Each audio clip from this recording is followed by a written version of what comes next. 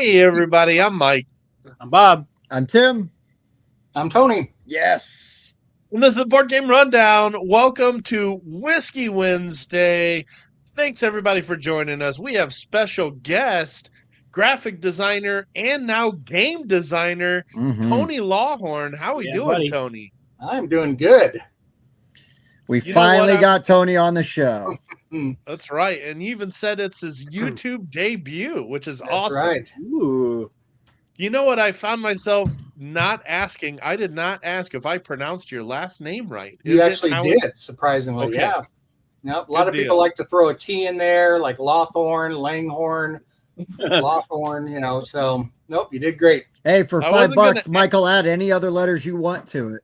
That's true. I won't add anything. I just wasn't sure if that H could have been silent. So that's good. I have butchered a couple names in the past. Oh, I love it when you do. I just was like, oh, please be wrong. Please be wrong. Because it's really fun when Mike spends an hour talking to somebody saying their last name wrong directly to their face on camera. It's like my dad. He does that all the time. We should not what his name is. We should say hi to a couple people first. And of course, we got a Rossi that's played Cattywampus already. So yeah. Andrew is in the house and back from Brazil. Welcome back. Welcome home, Rossi, sir. The Rossis are well-known play testers, and I'm sure they probably got to play Cattywampus at QSCon last year, which is where I played it for the first time, in case you didn't know that. We got Jazz in the house. Carlos humbling me as saying I'm an expert at reading names. I usually ask first, but He'll read anything in the prompter. Yeah, he will. And we even got Steph on the other side of the world where What's it is up? morning time and is probably drinking the coffee. Enjoy your coffee, sir. I'm drinking coffee too. Wink. I may have walked by some coffee with this. So, Tony, you got a game that we've talked a little bit about here recently that is going to be published by Third World Studios, I think, later this year, maybe? Yeah, hopefully later this year, yeah. Awesome. So why don't you tell us about Cattywampus? All right. So actually, I'll go back to the beginning of, how the whole thing came about. Please do. I think it's kind of interesting, or I feel, honored to that it worked out the way it did. So about a year ago, I was coming back from Origins, writing with Sam, Mr. Sam Stockton of VA Games. The man. Love him. That's right. And we were kind of brainstorming, different, talking games, talking design, things like that. And I had an idea for, the initial idea was a game based on stereogram, I think is what it's called, where those pictures where you cross your eyes or look past it and comes into focus. I can do those really, really easy. Just as a kid, I would just, anything that had a pattern, I would just cross my eyes and make it kind of, pretend like you're going into another world or seeing another dimension kind of a thing. But so I thought, well, it'd be kind of an interesting idea for a game. The more I looked into it, couldn't really figure, get that to work. So the next idea was, what if two people were drawing part of the same image? And, kind of fiddled with the idea a little bit. And then at Gen Con last year, I went and talked to Michael at Third World. And I said, hey, I've got a couple ideas for games. I had 2 or 3 ideas that I pitched to him. And when I mentioned Cattywampus, he immediately said, I love it. We want it. Don't tell anybody else about it. I'll get you a contract. And I thought, holy moly, that was the easiest sell in history, and I've talked to other designers, and I understand how, tough it can be for designers, years and years. And a couple of people said, that never happens. And I said, well, I understand that. They're like, no, it never happens that way. So I feel really fortunate that it did happen. We've been, again, still going over it and tweaking it, and the whole, just reworking, adding ideas, play testing, things like that. So that's kind of how it all came about. And for those that don't know, the idea of Cattywampus is you've got 3 on up as far as number of people, and 2 people are drawing at the same time. One person is going to be drawing the left half. One person is going to draw the right half. One person will have a stack of nouns, and each card has 2 words on it. The other person will have a noun or a verb and an adjective on the card. And so each person chooses one of those words, then they share that word with the other person. So now you've got a noun with a verb or adjective that you're both going to draw together, only you're drawing half of it without looking at what the other person is drawing. So you've got 30 seconds to draw your half, and then you show everybody at the table, and they try and figure out what it was. And so, yeah, as Michael was saying, he when I first told him about it, he pulled one of the other guys in the booth with him, and he said, all right, let's draw a horse. You draw the left half, I'll draw the right half. And when they were done drawing, they both drew the back end of the horse.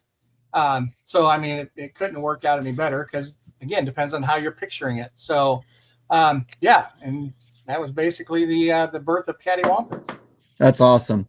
And Googs, like, I mean, the thing is, right, he's been around, he's seen a lot of games, and so you must have been doing something right, for it to go down like that. Very true. So and also, right, like Tony, I know you through kind of Sam. That's how I met you through the BAs. But you're kind of like the Rossies. I feel like you're kind of a known quantity in the, in a lot of my gaming circles, right? Like a lot of people, we know a lot of the same people. A lot of the people I have known you for ages. What's up, Donnie? So, I think also that helps, because you're not a complete unknown quantity. You're not a total stranger walking up to Googs going, hey, I've got this idea. Right.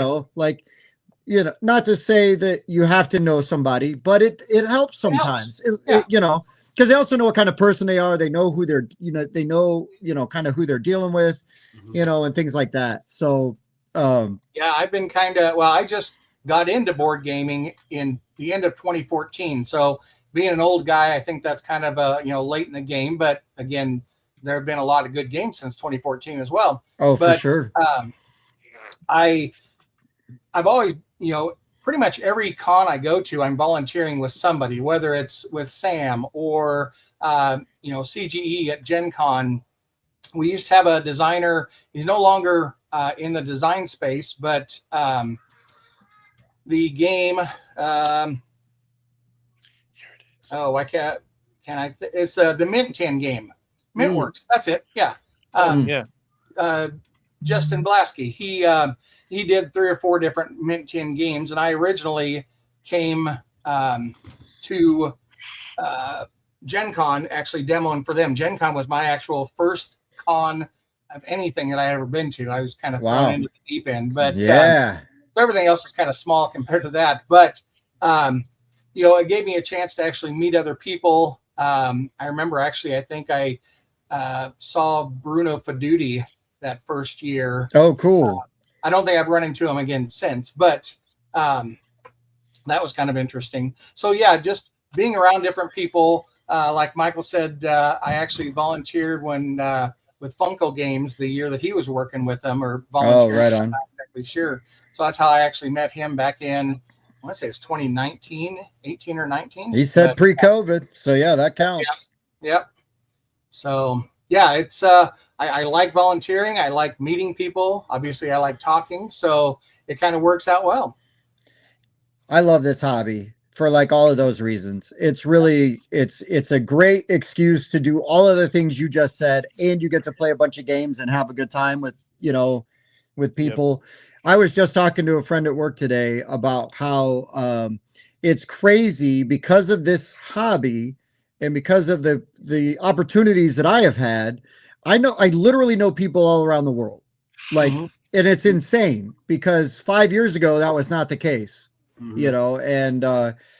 it's just really cool. Really cool. So, okay. So I got to ask, cause I don't think I've ever asked you this is, so how do you know Sam? I know you guys are like regionally, like close together, but how did you get hooked up with Sam Stockton? I don't remember the first time, but we do live in the same town, And oh wait, was a swing involved? Just kidding. yeah, I've heard that story. But no swings. But yeah, I'm sure it was through a local convention. We have one here locally called Great Plains Game Fest that I think is next year will be its 12th year, 12th, 13th. But it's been going on. It's growing really well. But I'm sure it was through that or just local game store, and then sure him needing help. And so I've most of the booth help that I've done has been with Sam.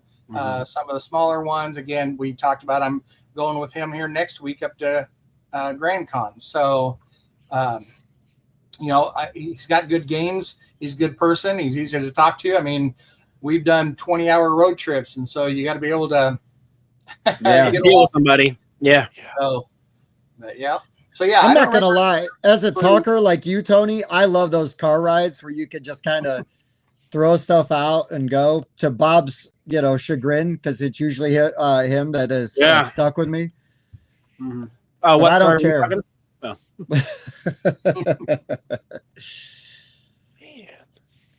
Man, got pretty good at blocking Tim out. So yeah, that's fair. Mm-hmm. That is fair. So you say you're late to the hobby, but I mean, you've still been around a while, I mean, by board game standards, actually, you're like way cold to the old. You're way out. Right. You've aged out already. That's true. In board game years. A lot of people that are my age, they've been in it since the 80s, the 90s. Oh, yeah, for sure. Yeah, I didn't even realize it existed. The first game that, I'd say the first hobby game that I ever tried didn't get me into the hobby because I was completely lost, and that was Betrayal on House of the Hill. Oh, nice. Played it with my son, and I like, what's going on? I don't understand. There's no spinners. There's no dice. What am I supposed to do here? Right. So, I haven't played it since, but I didn't understand it.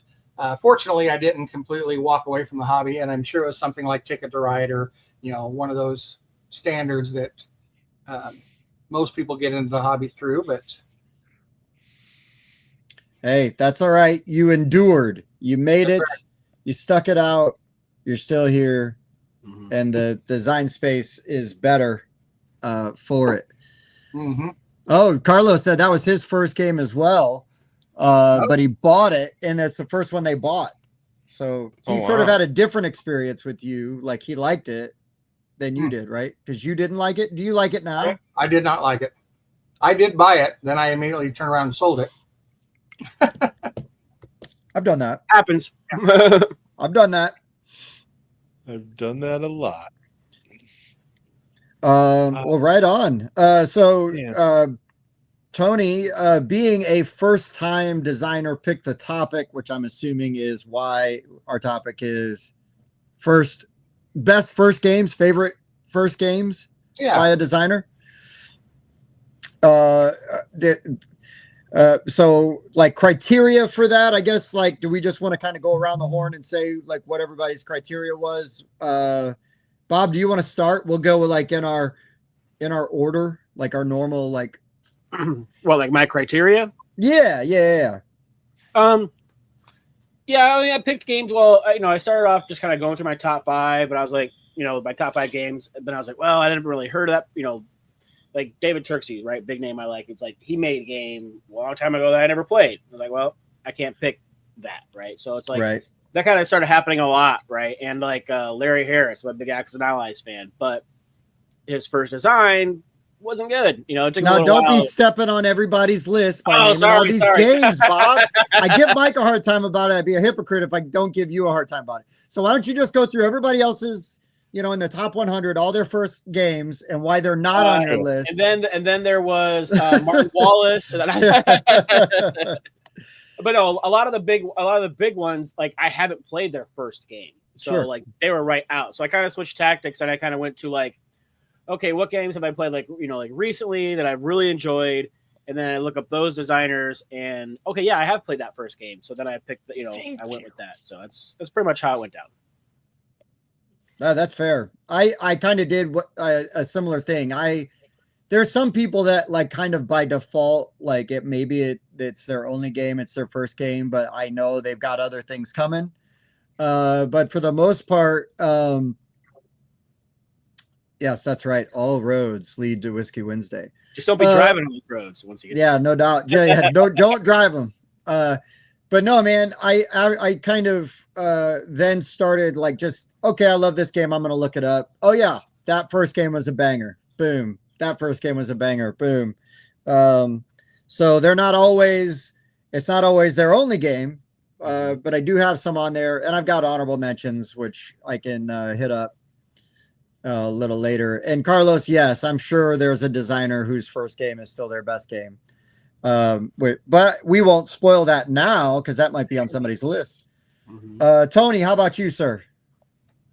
I looked at my basically my top 20, 30 games and just went down the list, looked up the designer to see what their list of games were, what the first one was. Surprisingly, a lot of my favorite games are either their first or only design, which kind of surprised me.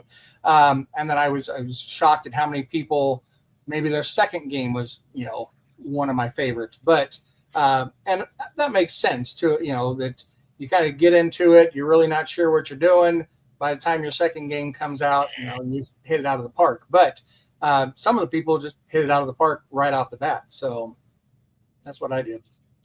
That's true. So I'm getting called out here, and this is correct. I seem distracted because I was looking for something very specific from Gen Con. And that was, we actually sat down. So again, I had played Cattywampus for the first time at QSCon, but then we play tested it again at Gen Con, and we actually met some other content creators that we were playing the game with. And I was trying to find this video, and I finally did.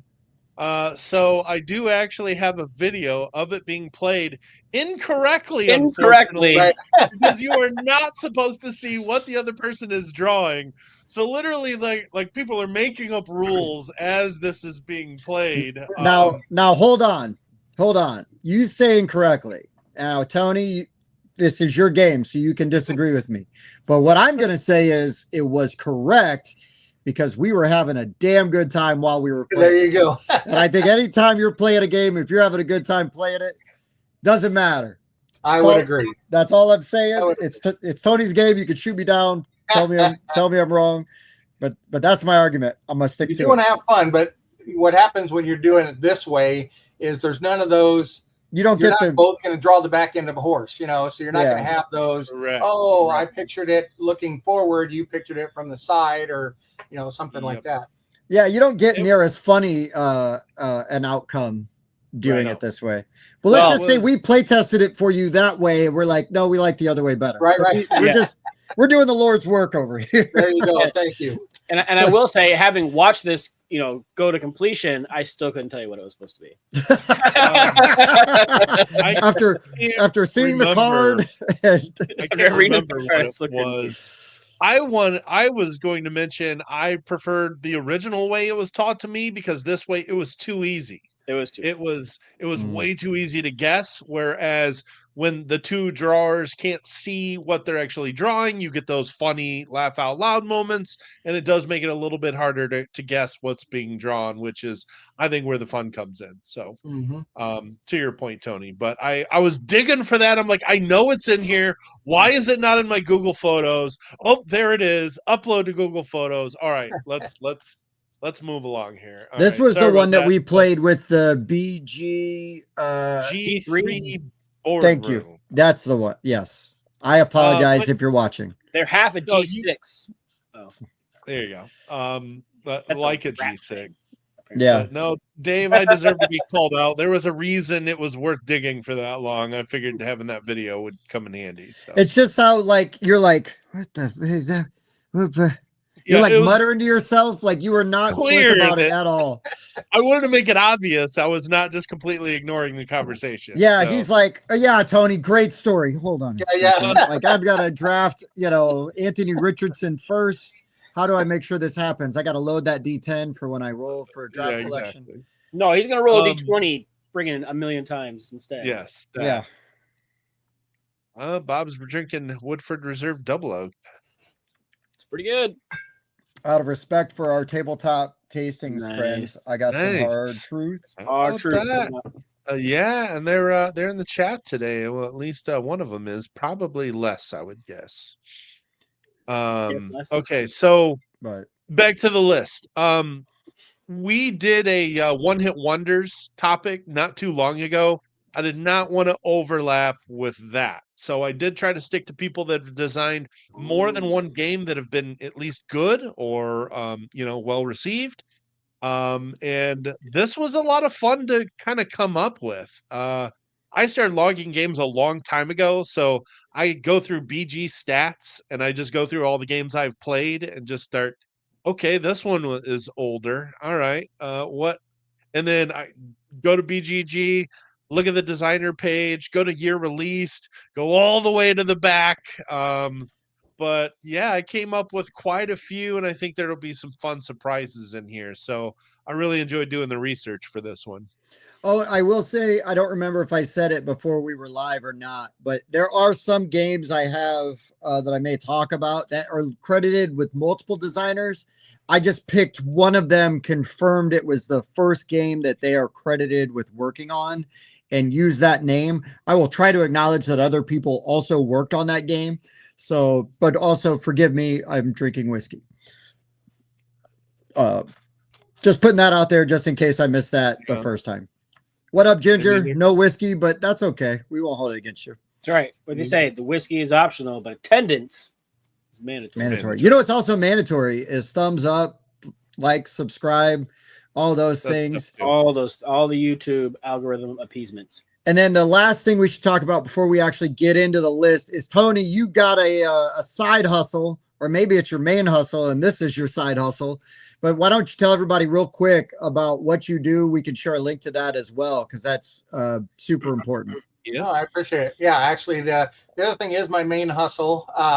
So I own Lawhorne Design. I've been doing that for a little over 18 years now.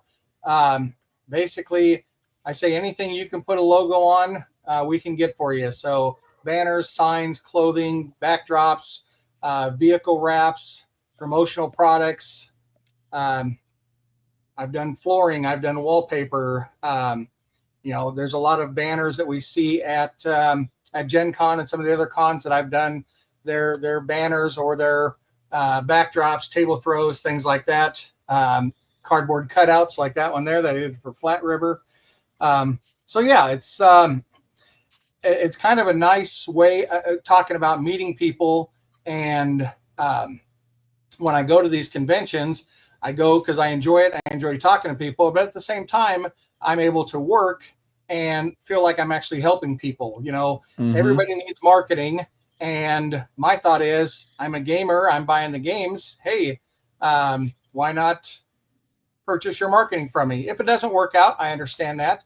But I think the prices are reasonable. The turnaround is really quick. I've got a number of stories where, including even in the board game space, where someone needed something, backdrop, banners, whatever it was, and they had it delivered to them within 48 hours from the time that they called me. Wow. So, if somebody needs something quick, a lot of times I can make miracles happen. So, you do that's large gig. Large vinyl signs, huh? Yep. Yeah, that Zipline Brewery, they're a local brewery here in town that I did that 35-foot water tower when they first opened up, put that logo on there. Okay. Thinking about getting a large vinyl board made of a game. Yeah. I did last year at Gen Con. Flat River Group did a oversized King of Tokyo with big, 2-foot tall standees and a 10-foot board. I actually printed all that stuff and sent it to them. I didn't know you were behind that. Yep. I did all that stuff. So yeah. Very cool. The other nice thing is I'm able to, if I'm coming to the con, obviously I can just bring the stuff with me. So trying to think, it was this year I brought something. It was for Friendly Skeleton. He had a couple little standees in his booth. that I just brought those with me. It was cheaper to throw them in the back of the van instead of shipping them. So, oh, sure. Yeah. Service with a smile. Now, what's the weirdest thing you've done? You've wrapped or made us.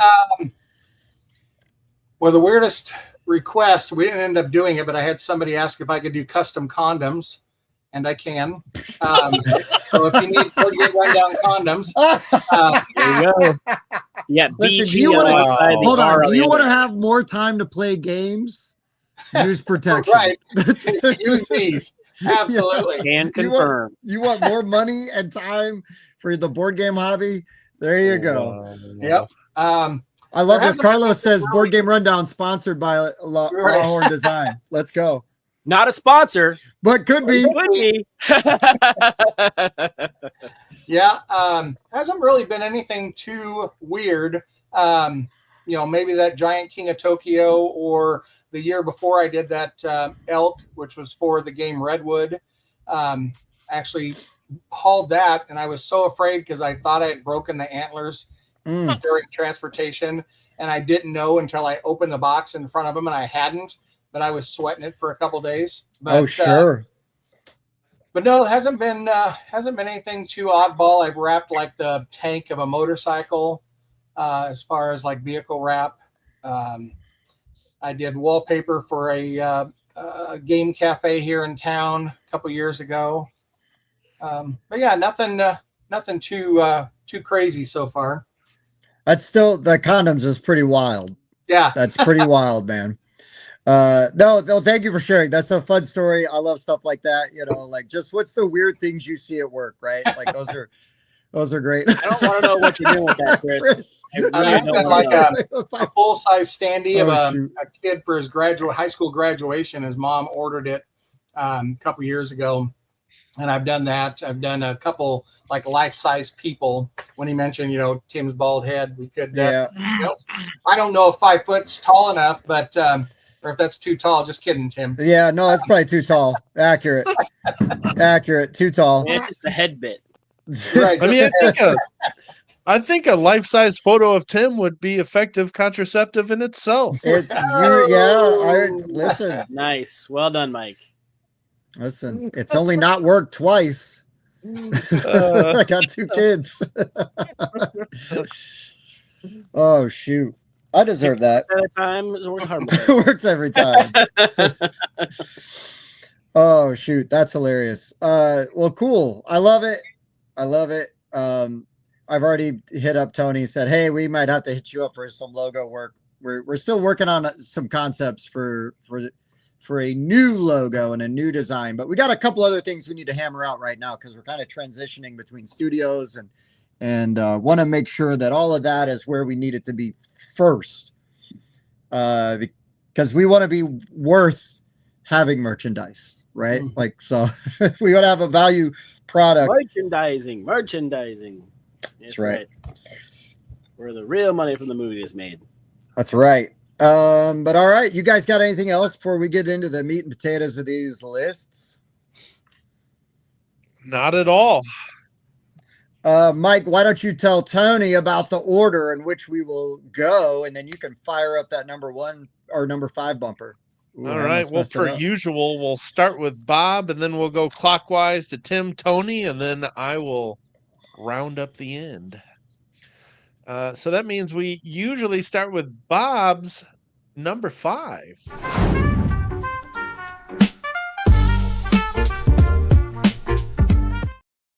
All right. So my number 5 is the only game that this design team has put out.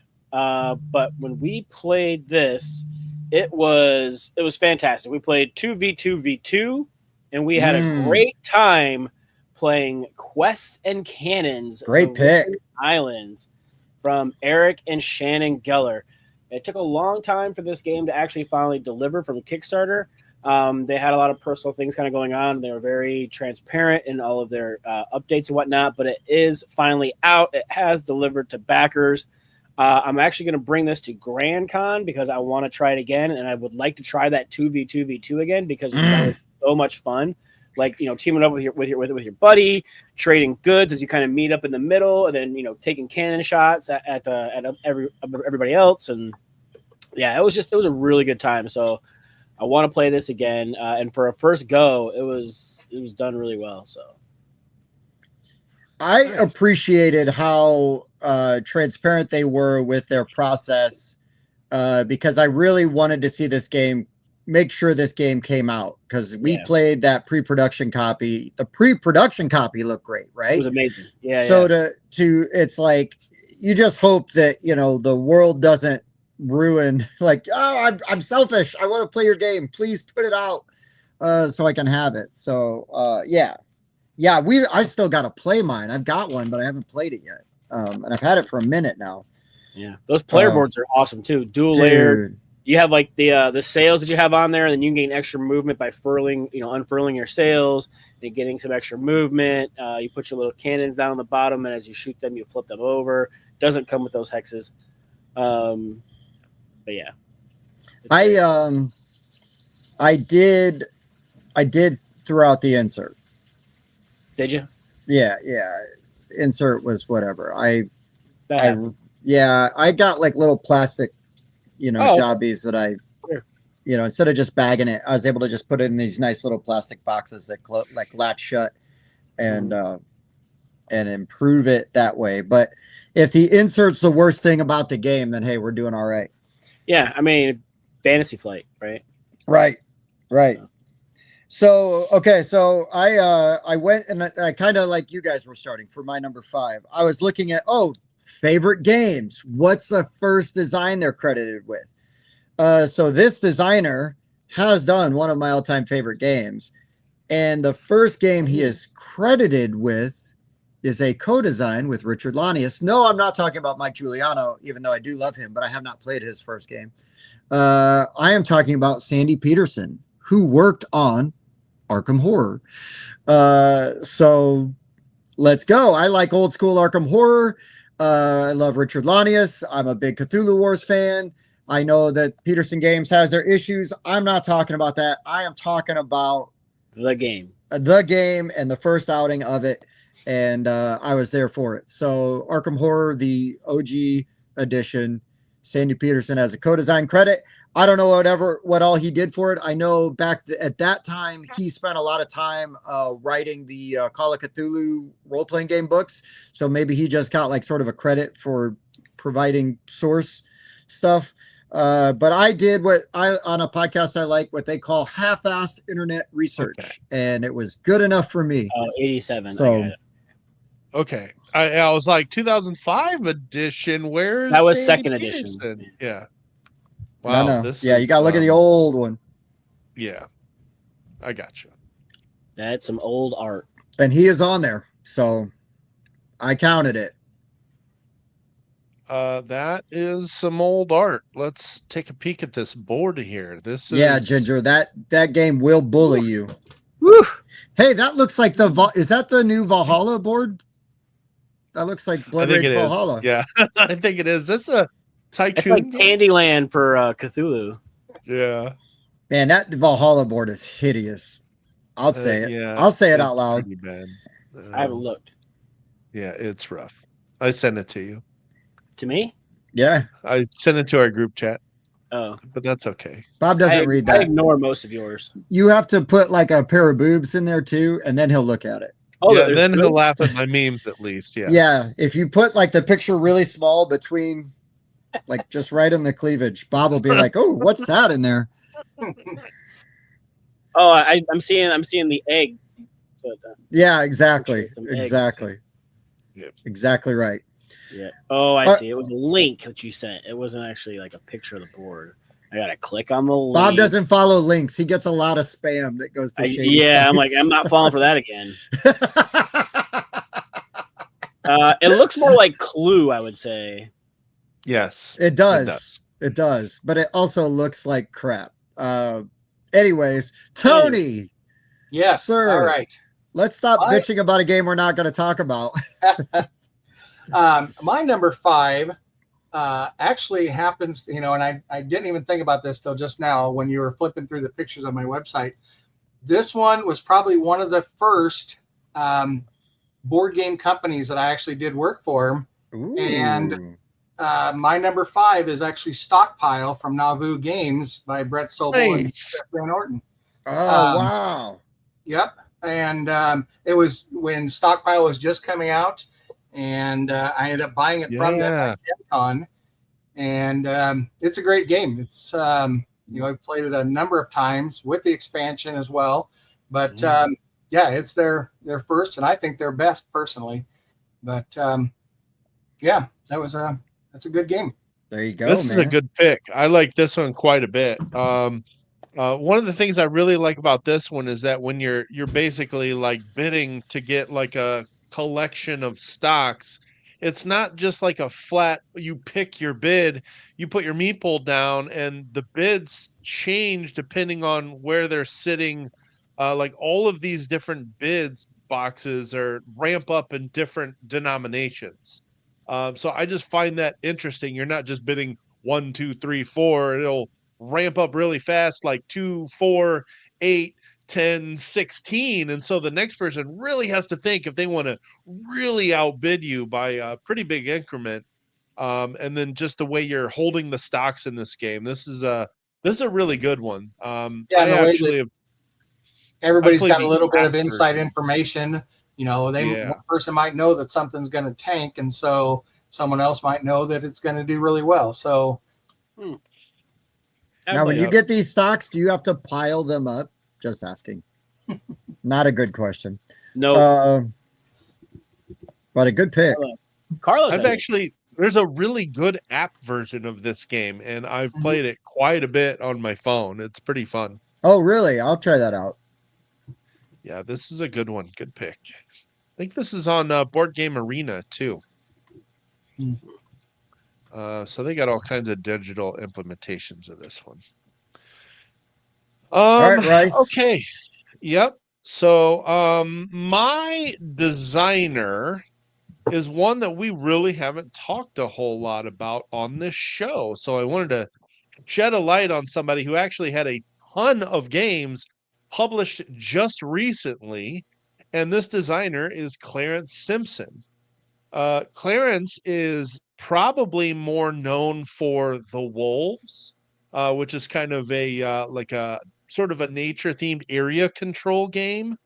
But he had 3 different games that were available at Origins and Gen Con this year.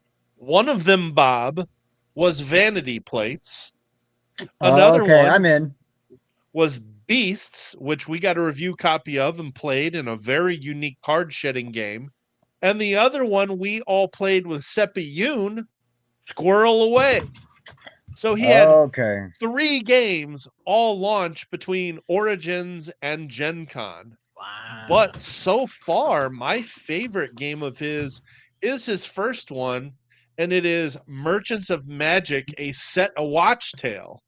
Now, the Set a Watch Tale is a very different game than what this is. That is more of a co-op style of game with, I don't want to say more like kind of card alignment, attacking and movement and sort of thing.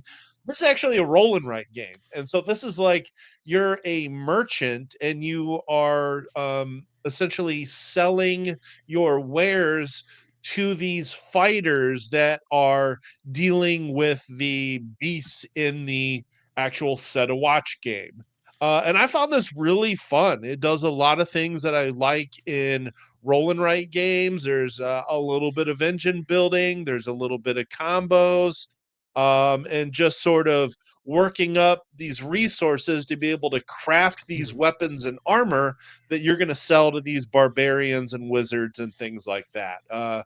Wes Todd showed me this game, I believe last year, and really enjoyed it. But all of his new releases this year, I was like, man, I can't believe this was his first one. And then he had 3 games all released at the 2 biggest cons this year. So that's pretty impressive. Yeah, it's funny you talk about. It's like, oh, you're basically like a merchant selling goods to the people in like this other game, and it just reminded me of this Dimitri Martin skit where he's like, he wants to make a video game where you're treating all the people that are being hurt in all these other video games. He's like, what game are you playing? Super Busy Hospital, but yeah, so you're just kind of, dealing with all these potions and everything like that. And you're not dealing with the monsters per se. You're on the back end of it doing the supplies and whatnot. So that's interesting.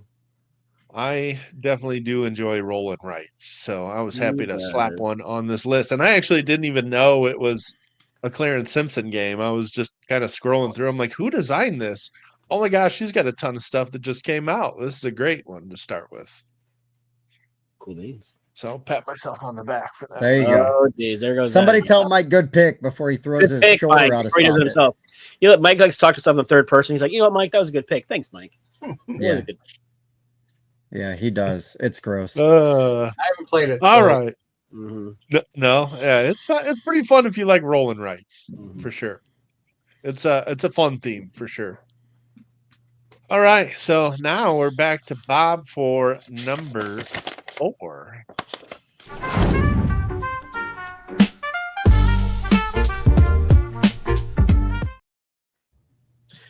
All right. So for my number 4, again, they only have just this one game, but to me, it was so unique. The take on deck building that this game does. But Ty McDonald in Last Command it's great. I mean, I haven't played a deck builder like this before. I love the idea of having 2 different decks to choose from. The open market where you have whichever type of cards you want available to you. It's great, super unique. We just talked about this I think a little bit ago, and but still, I just for a first design, it felt kind of ambitious, like something that just hasn't been done before, and I think he did a really good job with it. It's a good one. It was one of my honorable mentions. There you go. Nice. Yeah, I left this off of my list because I just knew it was going to be on Bob's list. Yeah. This is not the one that I told Bob that if he does not have on his list, I will be very upset with him. I think that one you're talking about, Tim, is we'll get there. I'll say which one I think it is before I say what it is. Okay. Yeah, please do. Yeah. Please do. Yeah, perfect. We've really been trying to hype this one up since Origins. We're all big fans. This is a fantastic game. Yeah, really good. Really good. All right. So speaking of games that we discover at conventions, last year at Gen Con, a deck builder. How unique. Shut down the rundown. Thank you, Chris. Good to see you, buddy. It is unique, Chris. If you would actually play it. You know what? That should be our shirt. We should make a shirt that's just hashtag shut down the rundown. Shut down the rundown. I like it. And then people will be like, what? The running meeple on the front and on the back, just hashtag shut down the rundown. Yeah, that's it. There you go. Okay. Anyways, I forget. Oh, West. It was West that recommended this game to me. Oh, geez. Boost and Memo. Great pick. And it did not disappoint. And I was really shocked that not only was this person's first game, it's their only game right now. They've got more coming.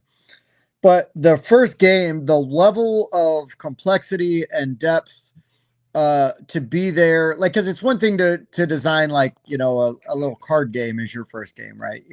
But to come out swinging with something really heavy, I'm talking about an Age Contrived by Chris Matthew. Super crunchy. I mean, just crazy production value with these amazing looking tiles, and then the magnetic buildings that all clack together. And the table presence on this thing is insane. This game is crunchy as hell. It's going to take a play and a half maybe to really, I think halfway through your first play, you're going to rock it, but you're going to go, oh man, I would have been doing X, Y, and Z. But by the time you're in your second play, you should have a pretty good idea what you want to do. I feel like there's enough variability with the way it goes. And I could not do Galactic Cruise for reasons that I won't talk about, just in case it's on somebody else's list. But yeah, an Age Contrived first game, right? Solo design. It's got great production value and really complex and interesting mechanics that at the end of the day feel fulfilling because the board is developing as you're playing, right? You're building those monuments up and everything. So I I will say about this game, when we did the tutorial at Origins, Gen Con, one of the conventions, I didn't really dig it. I was kind of lost as to what was going on. I didn't really grasp everything. Thought it felt a bit over engineered, as it were. But then we actually got the copy. We sat down, we played the whole thing, and then I was like, "Oh, now I get it." And I really enjoyed it that second time. And so that was definitely, it takes a bit to kind of get your mind around everything that's going on and all the iconography and everything. But once you get it, like you're gonna enjoy it. There's a good game in that box if you can put yourself into learning it and playing it. Like just be ready. It's gonna be some work, but it's worth the effort, and it's not as long as Galactic Cruise. No. So you could probably play that game twice. You could definitely play it twice the time it takes to play Galactic including Cruise. a learning game. Including a learning game. Winston. I would have had Galactic Cruise on here, but it wasn't their first game. Oh, it wasn't Kinson Key's first game? Well, maybe but when I looked up TK King, there was another one that he. Okay. So fair. That's fair. Look up all the designers, but he's kind of the main name that you always hear. So right. I mean, like, look, for them as a design team, as Kinson Key, like, wow. Yeah. Even if I don't love that game, wow, mad respect for like what they did and have accomplished. All right, Tony. All right, my number 4, another one, not to name drop, but another client as well. But this goes back to 2013. So before I was a board gamer, a little guy by the name of Jamie Stegmeyer. Ooh, just that little guy, just that little fella. So I've got the wine crate version that's got both the Tuscany and the regular. I've got that one too. I picked it up used from somebody, and it's that's a good game. So me too. Yep. Yeah, again, I really like Viticulture. One of his best. He's got some other good games, but I think none of them, in my opinion, have surpassed Viticulture. I love Viticulture. I think I like Euphoria more, but it's a completely different. It's a completely different game. But I do really enjoy Viticulture. I think it's really good, and I really like the ease and the smoothness of the design. Like. Yep. I enjoyed the theme of Euphoria a lot. Oh, I love the theme for Euphoria. The theme and the art. I mean. Yeah, we were discussing that. It took a Google search to figure out. Both Euphoria and Viticulture came out in the same year, but this one was earlier in the same year and was on Kickstarter the year before Euphoria even came out. So, by just a few months. So it was close. But yeah, I need to play this one again. It's been a long time. I'm my personal favorite Stegmeyer game is Scythe. Love that one. I've only played that once, but I've got it, and I've got at least one of the expansions. I just haven't gotten it to the table. I need to play it more. Yeah, sure. I do like what's the Expeditions? I've played that once as well, and I really like it. But actually, Tapestry might be my favorite. Really? I love Tapestry. The digital implementation of Scythe on Steam is really good. Nice. Cool beans. All right. So my number 4 is a game that I have talked about a bit, and everybody knows I do really love this game. But before Evan Derrick became the lead developer at Van Ryder Games and became known for the highly successful Final Girl series, he designed a little hidden trader game that I absolutely love called Dark Moon. Oh, that's a good one. I love watching Mike embarrass himself while he plays this game. I absolutely love this game. Yep, we got a story at QSCon where I thought it was my turn, and I revealed as the infected when I had previously played it almost perfectly until I blew They're my like, cover. it's not your turn.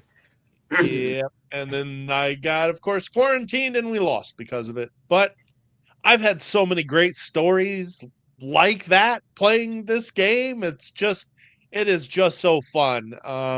And I think one of the things I really like about this game, and what makes a good hidden traitor game, is that you need some information that allows you to accuse people, not just hearsay, just something to go on. And the simple fact that all you got to do is just roll these dice behind your screen and just take one of them that's hopefully a positive number, and that positive number is going to repair the ship, which is currently crumbling, and everybody's trying to repair it semi-cooperatively. Well, if you put a negative number on that board, everybody instantly thinks you are infected. Automatically. And I love that about this game. It's just right away. You're like, you have to be infected. Why else would you put a negative number down? Except on these D6s, 4 of the sides are negative. So if you're rolling 4 dice, statistically, you're more likely to have only negative numbers. You don't always have a choice, which is fun. Yeah. Add in some special character powers. It's got a really great expansion. The Shadow Corporation, where you have like an instant win condition if you can vote somebody onto an escape pod. I love this game, and I just will not stop talking about how good it is. I haven't played the expansion at all, but really good pick. I do think it shines with that, just because there's that extra tension of, if you're willing to vote 3 people onto an escape pod as an action and all 3 of them are uninfected, you can instantly win. But you can also instantly lose if just one of them is infected. It's a great mechanic. It's really easy to implement, not a ton of rules. Fantastic game, really good expansion, and man, what a great debut for Evan Derrick. That is a pretty strong debut. Will not argue. This was Stronghold, I think. Yeah, Stronghold games. Yeah, Stronghold.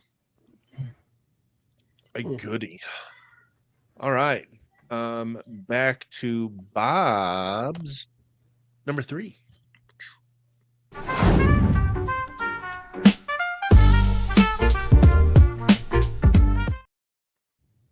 All right. My number 3. Yeah. Hidden Trader, usually. This he's designed a few games. I've enjoyed most of them, if not all of them. But it all started with a cool mechanism of deck building, Chris. Yeah. Combined with a board and moving people around on a board and check this off of my list. Dungeons. Perfect. But Paul Denon and Clank is fantastic. So I might do a little Googles there. But he's got a bunch of them. It's great. Like, if you haven't played any Clank yet, what are you doing? Get on board. On board. Jump on now. in. The water is fine. Gosh. Yeah. Now, does anybody else remember the old Menon commercials by Menon? Every time I hear Paul Denon's name, I need to say it that way, or my brain locks up and I start to. Yeah. And then he has to touch a screw somewhere, and then he has to it's a whole thing. It's a whole thing. Yeah, Bob, you stole my number 1. This was one of the first ones I thought of. I mean, Paul Denon has not designed a bad game, although asterisk, I haven't played my Lightning Train yet. So you should have had Martin Wallace sign that for you. Oh, yes. That's one of my favorite things at Gen Con. Poor Chris. Poor Chris. One of the best stories. I mean, this whole series is just fantastic. Every single game in the series. Great pick. Speaking of which, Tim, you're bringing your kid, aren't you? Why? Well, we should play. Clank Legacy? Yes, because you forgot to bring it to Gen Con. I did. Well, I mean, I'm not staying the night, so if we're going to play it, we have to just stop, not hang out with other people and just play it. Well, then one of these Sundays, bring it to the house. You got it, dude. Can do. All right. Well, at least you got it out of the way now, and it like wasn't your number one. And then I had to substitute an honorable mention into my one slot. This is a better result here. You're welcome. Okay, there you go. That Bob was being considerate. I was. Yeah. When he did this, he was being considerate for you. Can't believe Bob did this to us, man. God didn't do that. You did that. Right. All right. So many to choose from. You know what? I'm going to go with another sort of one designer. Yes, this is a deck building game. Chris, not Rudder. But yeah, Mike, sorry about that, Rudder. It was I was talking to the other Chris too. This game is awesome, and I really want him to do more games.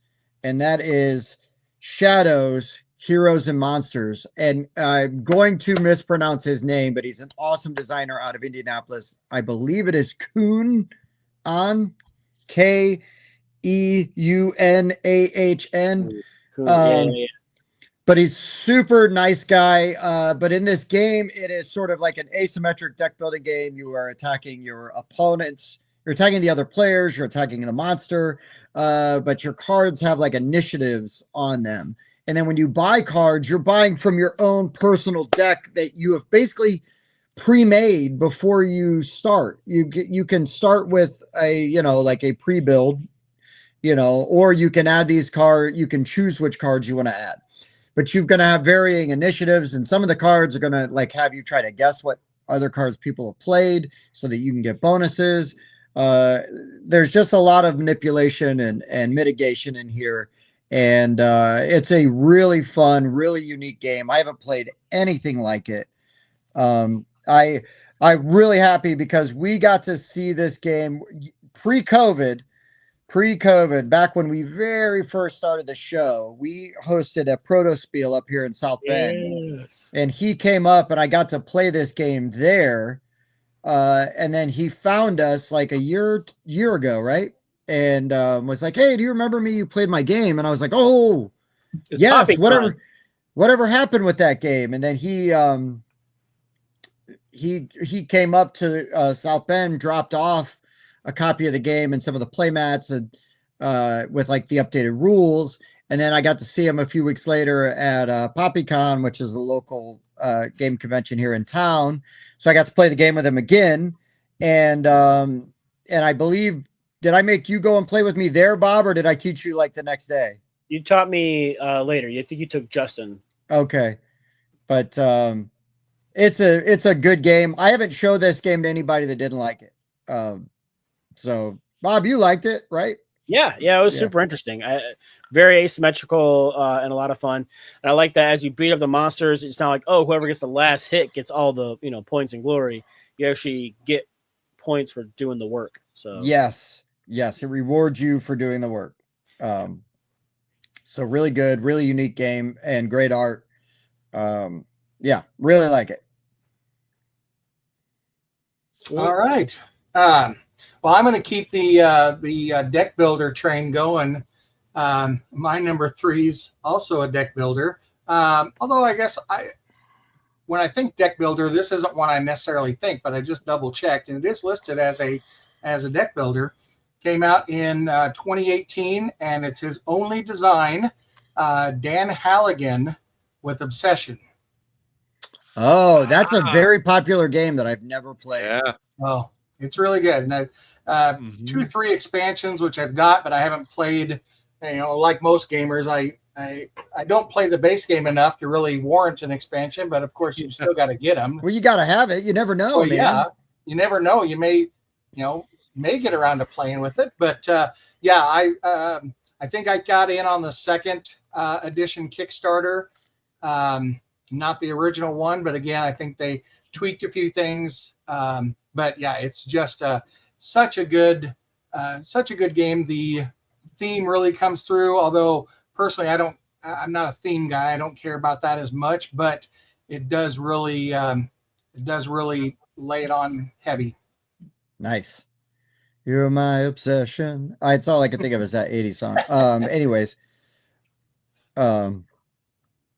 I don't know why everything goes to music, but yeah, no, I'd love to play this game. I know the people that I know that play this game are, well, ironically obsessed with it. They love it. Yeah, yep. This is a really good pick. This was one I actually threw on our one-hit wonders list. This game is incredibly popular, like top 70 on BGG, I think. I have heard nothing but great things about this game. Yeah, overall 65, it said. And his only design. That's crazy. Mm-hmm. Like, do more. Yeah, right. Although I have to question, I've heard this game can be really long, so I'm kind of surprised this says 30 to 90 here. Yeah, I can't imagine 90 would be pushing it. It's a good 2.5 hours. Nice. If you're obsessed, though, it doesn't feel that long. Right. Okay. I am gonna have to pull an honorable mention because Bob stole my number one. Which, if you've watched any rundown, you know we're all Clank fans. It was really bound to happen. I was being far too optimistic that Paul Denon would fall to me at number one. You were crazy. I mean, but we're only on number 3, Mike. You got time. Yeah, we're good. No, we're good. So while this isn't like one of my favorite games, I people are gonna appreciate this pick. So we're going to talk about Carl Chuddik, who's a classic designer, been designing games for a long time. We actually played one of his Gen Con releases recently, Bob. That would be Panda Spin. But he's known for innovation, and the big one, probably Glory to Rome, was his very first design, which is crazy because this game, even to this day, still feels kind of innovative. It does things in a way that other games just don't do for a game that's really hand management and card and kind of tableau building and that kind of stuff. Like I said, it's not one of my favorites. It is a good game, but it was way ahead of its time. It really is. It really is. It felt like it really it deserved a mention on this list. So I'm happy to sub this one in. The only bad part is it is criminally out of print. If only you knew somebody who had one. Yeah, I mean, yeah, if only, somebody like Tycoon would pick this up and make a really crappy looking reprint.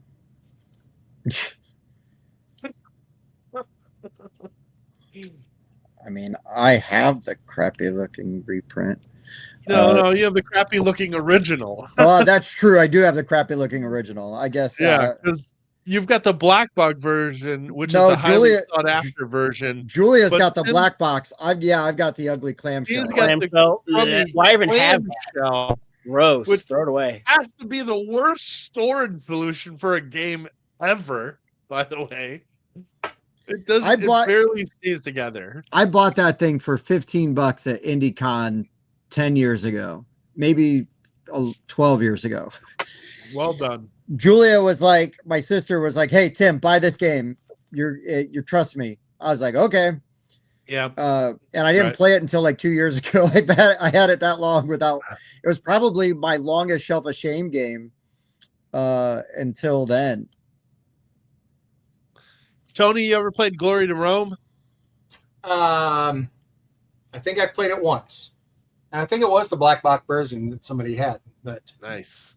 I think I've only played this. Tony doesn't hang out with bums, man. He only plays games with people with like good games in their collection. It's not a looker, but it's a clever game. That's like me. I'm not a looker, but I'm clever. Well, okay. I might be neither. That's fine. Yeah. No, good pick. Good pick. The Shelf of Shame is definitely a good list. I have my percentage is way too high of unplayed. Only games. 5. I could do a top 10 pretty easy on that. Oh, top 10 Shelf of Shame. The top 100. Oh yeah. Yeah. Mm-hmm.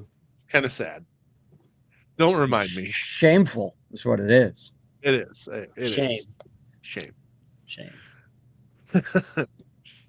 All right. We're back to Bob for his number 2 first-time game.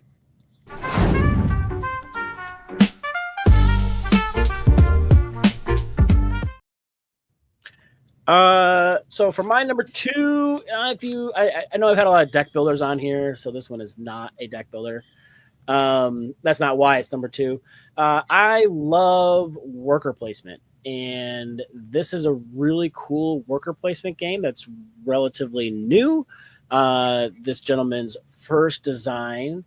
It's really cool because as you're doing your worker placement, you're not only placing workers down on a planet, there's also a moon, and some of these cards that you play are going to transport your people back and forth from the moon to the planet and vice versa as you try to decide how you want to save a world by friend of the show, Yuval Grinspun.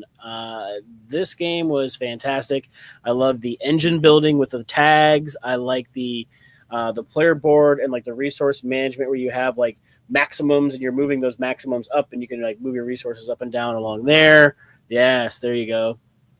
And it was just really unique because you're working towards kind of cooperatively because we all know this big, huge meteor is incoming and you're either trying to blow it up with a laser, stop the leftover bits with a shield, or just GTFO the planet. And depending on as you take these actions and you do this big community bag building, at the end of the game, as it resolves, you're going to be pulling these cubes out, and the comet's going to be getting closer, or you're going to be firing off the laser, or the shield is going to impact, and eventually one of those is going to win, and whoever helped to contribute to that the most wins. And that's just like, it's just super unique, like the way that all kind of shakes out. There's just not a lot of games where you're doing all this stuff during the game, but then, you know, you might be trying to work on, you know, evacuating the planet super hard, but then you've got 2 other people that are just like going all in on that laser. And if that laser takes out that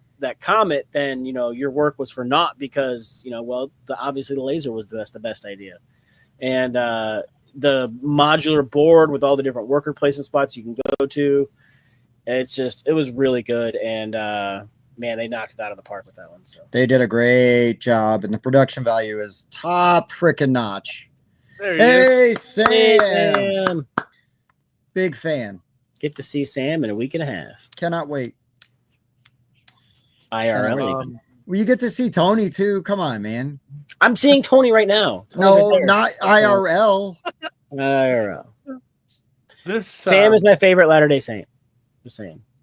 Man, Josh Bowman's gonna be hurt by that. Well, you know, put more feet in your game.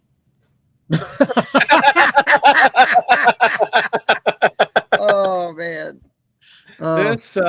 This game here, it really wasn't a matter of who was going to have, if it was going to be on the list, it was who was going to have it on the list. This game is facts. very, very good.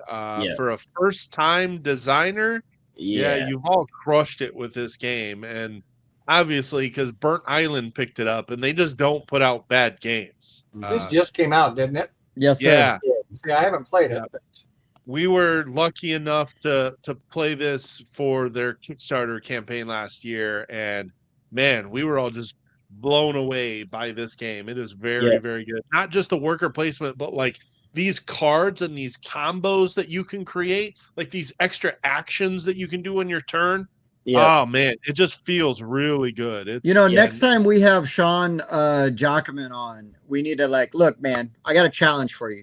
Please just make one garbage game. Make a game that looks like trash and it sucks. Just do that for us because we're big fans. Speaking of fans. That's right. Yeah. Yeah. Okay. Well, great pick. Thank you. Sam, your timing is awkward, sir. Because my number two, idea. Let's play this again. Do it. Just saying. My number 2 is Cult of the Deep. Nice. Come on. How could I not talk about Cult of the Deep? It's also an excuse to talk about Forges of Ravenshire and Goats and Goblins and all those things. But I'm just saying, Colt, it looks like Colt still does well, at the shows. But if I could get Bob to play a social deduction game with me, that's a win. It's a win. But it's also a really good social deduction game. It has amazing art. It implements some unique mechanics that I really appreciate with the way that you're assigning the dice to the rituals. And then also you talk about games where you like come away with like a really funny story, kind of like Mike embarrassing himself, because we can't talk about that enough. So remember that time Mike embarrassed himself. Well, the exact opposite happened when Bob and I were on a team, and when we played this game, and we sussed out what was going on, and that we were on a team very quickly, much to the demise of everyone else at the table. And you can't put Bob and I on a team because we are going to ruin the game by ruining it for everybody else while having a delightful time. Yes. So anyways, bravo to BA Games, Cults of the Deep, super cool, really, really fun. I love the combination of Bang with a little bit of werewolf and just like great art, great theme, great production value, and even better quality people behind the game. So absolutely love this game. Although I kind of wanted fancier dice with mine, so I canceled Kickstarter. I actually went to one of their shows and burned down the whole booth because I thought the dice were not exactly what I wanted. That's right. Quick note, Sam. I did take the prototype of Goats and Goblins to Meeple Meetup I just had over this past weekend and taught about 4 or 5 people how to play it. And they all hated it. Wait, wrong one. Like, this is so dumb. No, they had a great time playing it. So, He's probably gone now. He's gone now. He just popped in. He got the code, and now he's gone. Man, I wasted that pick for nothing. Yeah. All right, my number 2 is actually the same year as the last one, 2018. There we go. Good year. Mark Needlinger. I don't know if that's how you say it. I'm not really familiar with that name, but I would imagine if I said Orange Nebula, you might know that I'm talking about Vindication. Oh, nice. Wow. Mike loves Vindication. Sorry, but we can save that. Take that as a no, huh? Well, he had a bad experience. He had a bad experience. It's not the game's fault. It's not the game's fault. Not the game's fault. No, this is one of my favorite. I haven't gotten to play it nearly enough. It's got so much stuff in it that you're never going to see unless you play it, over and over. And again, I rarely play games over and over, but this is one that I do want to try and get to the table more often. So, yeah, you should take like first time player and throw every module in there, as long as you don't know how to play them also. Right. So they've got to sit there and learn them while they're trying to teach somebody the game. That's a really good way to introduce somebody to the game. Right, Mike? Is that how Mike did it, huh? Yeah. So they're basically, telling the pretext of the story for me. Basically, somebody decided to teach the game with the modules, all of the modules that they just got from Kickstarter and hadn't learned yet. And we spent more time learning than we did playing. And most of the modules that were added didn't even get touched during gameplay. That's just not a fair way to teach anybody a game. No. So unfortunately, it was the teacher's fault, not the game's fault. I would definitely play it again. It's got some really cool mechanics. I had the pleasure. Abstract. Oh yeah, it is. I love that that mechanic of how you are kind of working your stats and like maneuvering the the beads between your different I'm going to do this. Sections. Yeah. Yes. I had the pleasure. I was taught this by David Wainbright and at an IndieCon with my sister, my brother-in-law, and one of their friends, and it was really cool. And shocker, he's an excellent teacher. He was really good at explaining and teaching the game. But just kidding on a shocker. I mean, he should be good at teaching games. Anyways, good pick. Good pick. That is a good one. Okay. We're gonna go back 20 years again. And we're gonna go to another very well-known designer and another criminally out of print game. But some might forget that a guy named Bruno Cathala's very first game was Shadows over Camelot. Ooh, I didn't know that was his first game. I just got that game. Nice. That's funny because I almost had that on my list too, Mike. That'd been funny if I'd have spoiled 2 of yours. Good pick. Yeah, this one, when I came across this one, I was like, oh yeah, I gotta add this one. Definitely a hipster pick here. It's been a long time since I've played. I just added this to my collection, so hell yeah. Nice. I'm not the one to. It is a hidden trader game. There you go. It's been a long time. Like seriously, I mean, actually, I could tell you. There you go. It's been over 10 years since I played this game, so I'm not gonna sit here and try to describe how it plays. So I would be doing it a disservice. But it's good and it's quite unique compared to other hidden trader games for sure. And the theme's great. Knights of the Round Table and all that good stuff. As a kid, this would have been the theme. Like, you know how like everybody loves Cthulhu stuff? Like as a kid, anything King Arthur, I would have been all in. Like just get whatever game it was, like give it to me. There probably needs to be more King Arthur games out now, right? Because there's not as many of them as there could be. No. You've got like Tainted Grail, which is kind of dabbles in Arthurian legend, you know, and Merlin, Shadows over Camelot. And yeah, he's had a few games published. Well, yeah, 1 or 2. He's got a lot of good ones. Yeah. So quite the start right out of the gate there with Shadows over Camelot there. Mm-hmm. But yeah, great game. Pretty good. All right. I think I feel pretty safe. Nobody's going to steal my number one. I'm feeling confident. No, well, nobody's taking mine. I know that. Yeah. Well, I'll go ahead and say it now, but I'm pretty sure my number one is the one that Tim's been waiting for me to say. I hope so.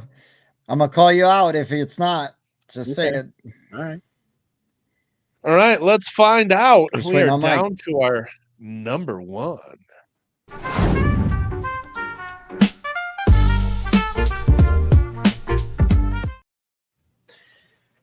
So for my number one, this game, it was his only game for a while, but he does another game coming out.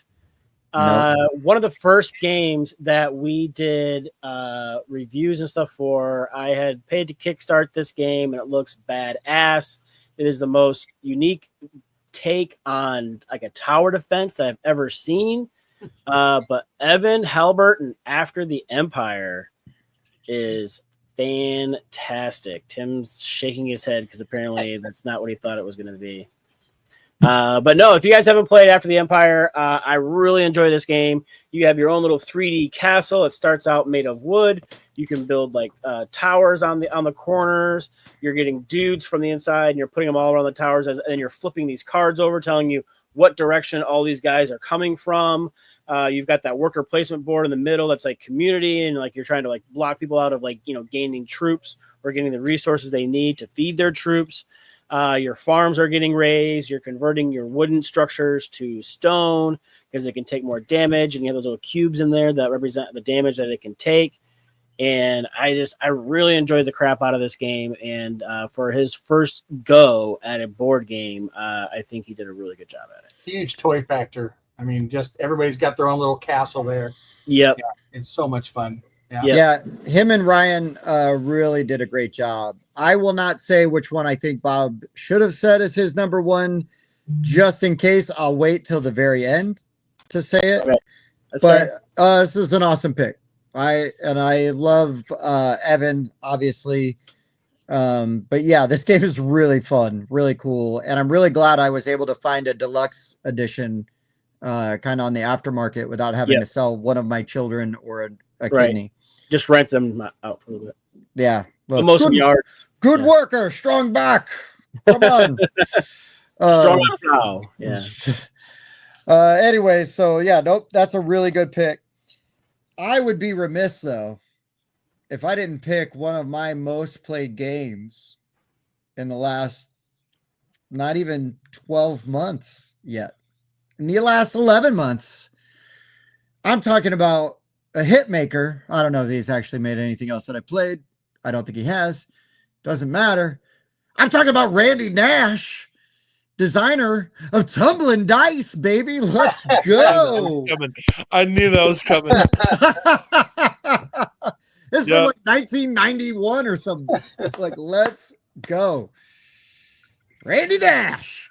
It looks like there's some other people credited as well. So kudos to them. And thank you for whatever you did to help make this game that I've had so much fun playing lately. Even though it's a classic, and it's a shout out to Googs for us just going to town on his copy last year at QSCon. Got my own copy. Ginger knows, Saki knows, everybody in the chat that has been at a convention with me since then knows we're going to bust out some tumbling dice. We're going to have some drinks and we're going to heckle. We're going to chant. Yeah, we're going to do the Rossi chant. Don't want to heckle. Yeah. Yes. It was funny because I legit was like, ooh, I could make Clank my number one. And then I was like, no, somebody would probably have Clank. I got a ton of other like honorable mentions. And I was like, well, screw it. Tumbling Dice. Because it's the one I played the most, right? You know. So yeah, there we go. There's us playing it at Origins. Such a good time. Such a good time. I want to play it now. I'm gonna bring it to Grand Con. Anybody wants to play it? As you should. Wasn't I in that game? You might have been. Might have been. I know I played at that, at least one of the nights we were there, but maybe Googs wasn't there when I played. No, I think he was there. I don't remember. I didn't get to sign my name, so I know I didn't win. I haven't signed mine yet either, so don't feel too bad. That's all right. You'll get there. There'll be opportunities. What the heckle? I thought it was a tribute. Well, it's only a tribute to you, Dave. It's a heckle to anybody not named Rossi. We trained him wrong on purpose. Yeah, exactly. Exactly. But yeah, man, it's a great time. Super fun. And this game that like, and also kind of like Tony's game, Cattywampus, right? It encompasses just the pure joy that I get from playing silly, fun games with people. You can play with anybody. You can be loud and rowdy and just have a good time. So, yeah, perfect for me. Right there. Nice. All right. All right. My number one. I almost feel like it's a cheat, but it had to be my number one. It's in my top 5 of all time. It's his first and only design. Still to this day, I believe. Well, nope, there's a new one that just came out that I think he designed as well. It was just released, but I haven't played the new one. Matthias Wiggy, I think is how you say it. And it's the giant Arc Nova. Yeah. Oh, Arc Nova. I love Arc Nova. My wife is not a gamer. She'll play occasionally, but she does not want to. She's not a gamer, but this is her favorite game. She will ask to play the zoo game because it is her favorite game, and she's insisted on teaching our 12 and 14-year-old foster kids that they need to learn this game because it's so great. So, hey, awesome. Nice. Any game that if it was somebody's first design and it was my wife's favorite game, it would be on my list just for that reason. So I totally understand. Yeah, when it's one of those that can get your significant other to play, it gets played. Yeah. Yep. And I have not played the new Sanctuary. I'm curious. I know it's a kind of a slimmed down version of it. I'd like to play it just to try it, but again, it's one of those. Yes, it takes 3-4 hours to play, but it doesn't feel like it. We have gotten it down to 2 hours, but nice. You've really got to be, even at 2 players, you've got to be chugging along to get it down to 2 hours. Yeah, you do. A couple weeks ago, we had Daniel from around the board say he played Sanctuary at Gen Con, I believe, and said he really enjoyed it. So for anybody that wants a quicker version, it was talked up and enough to make me very interested. Did somebody want to break the news to Ty? I kind of did in sign language. I don't know if you saw it or not. Oh, okay. Okay. Just in case. Yep. Are you going to get the Arc Nova, like the 3D bits? It's funny. I showed my wife the Game Found page, and she said, "Yeah, no." As much as she loves the game, $300 essentially for, because you can't just get part of it. She said, if you're gonna get the extra stuff, you got to get it all. Which I would love to have, and maybe eventually she'll break down, but. Yeah, it looks gorgeous, but I tend to agree that's a lot to be. It's salty. A game that you don't play. I mean, as much as I've played it, I've still only played it maybe 15 times, and if I'm playing it every week, that's different. But if I'm playing it once every 6 months, Yeah. Yeah, agreed. This game was ripe for this list. This was a good one. I was figuring I thought it would probably make this somebody's list at least. Ripe for the list. Mm-hmm. It's one of those, I think you either love it or hate it. There's not a whole lot of in between. Because I've heard people that say, oh, it's no heavier than Wingspan, and I think it's a little bit heavier, but I don't think it's as heavy as it's pretty.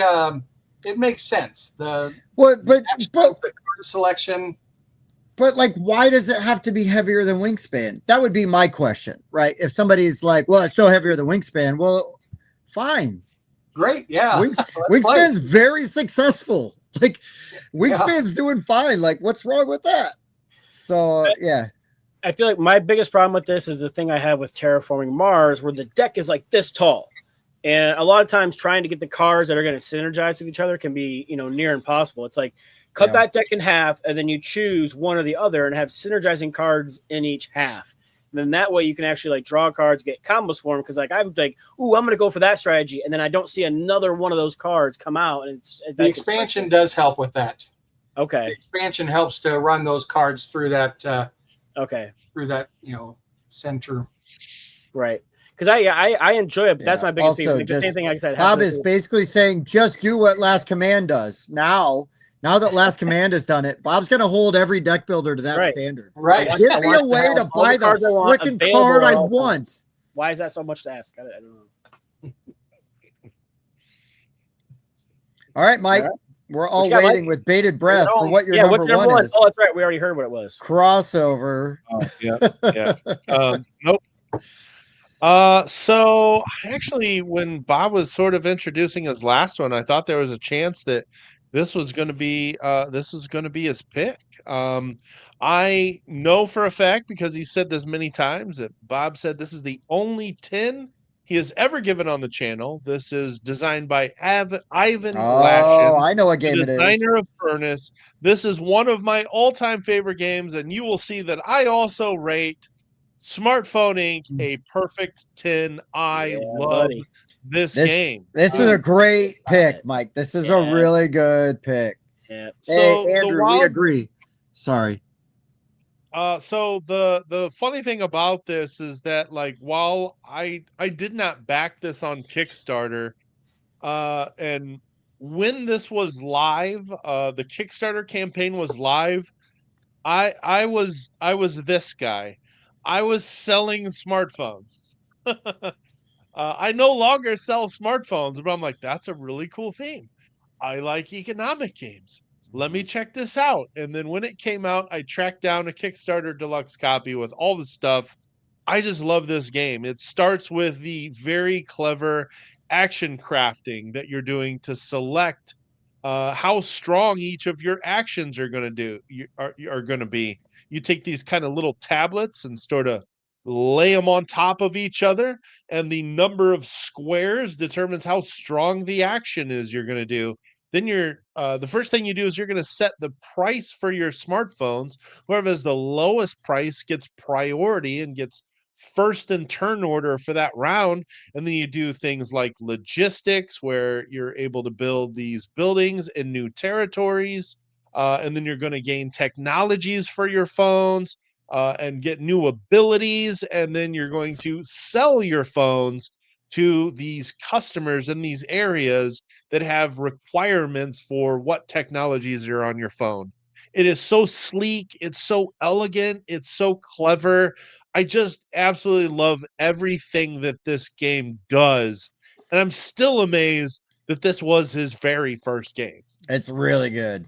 Yeah, man, I did not even think about that. Man. I didn't either. I'm almost mad at myself that I didn't think of this one. Mm-hmm. Yeah, good job. Yeah, I rated it 10, but in all fairness, it should be a 9.5 because I have a hard time with some of those bits. They use those like semi-transparent bits, and I have a hard time telling the blacks and the greens apart because of like just there's not enough pigment. So I should have docked it, but I was so blown away by the whole board being dual layered that I was like, you know what, I'm willing to overlook those, and it is a great game. Yeah, it's really solid. And like, there's still.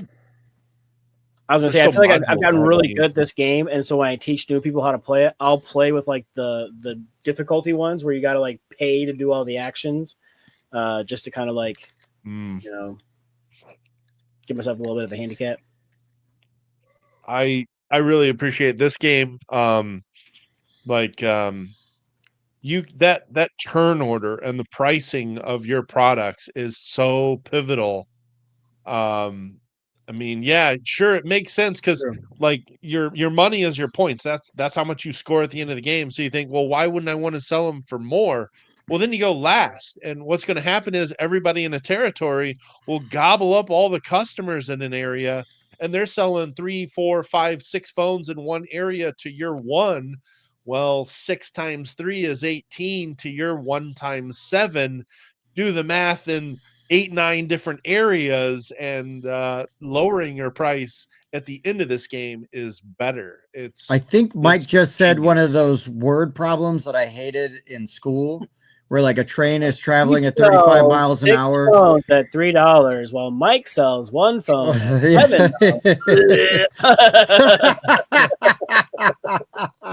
Mine, Andrew, mine doesn't get played either, but that doesn't stop me from taking it places and trying to get it played. I'd play it anytime, anywhere, right now.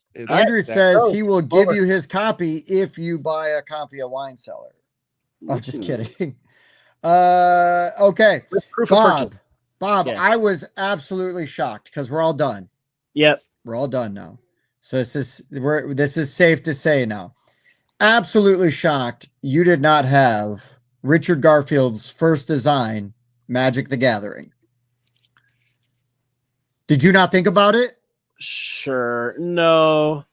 I mean, I know I've used that before on other lists, but like, I don't know. I guess try to steer clear from it. Like I don't know. I didn't. It's his first design. It was like, I mean, it was teed up, ready for you. Yeah, I guess. I mean, I'm just saying. I guess. Just saying. I was like, what? It's not that one? It probably could have been. Yeah. I honestly didn't even think about it, Yeah. So that's all right. That's all right. Yeah. Tony, got any honorable mentions? I do. You want to hit? Go for it. I got a couple of them, and I want to show my list here just to show that I'm not just pandering to the audience.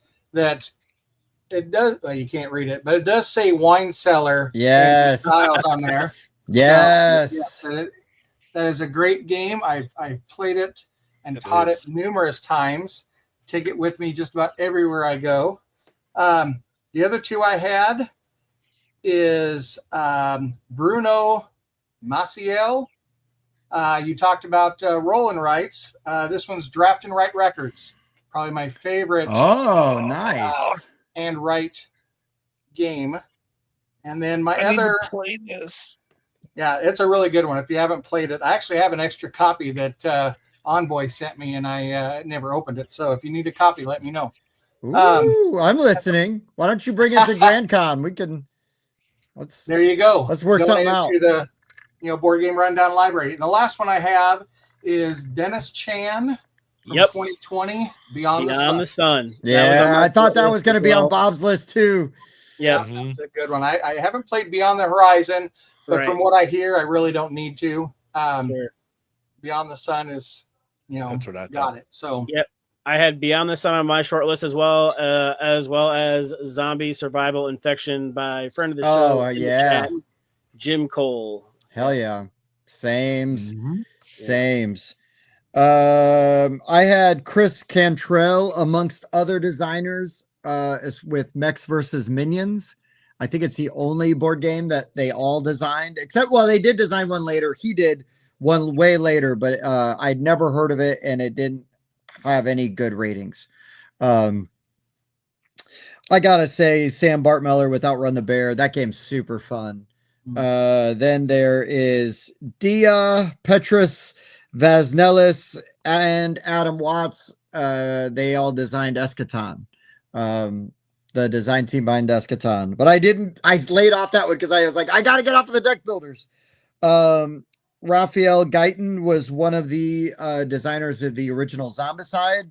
Like, hey, good job. That's a hit.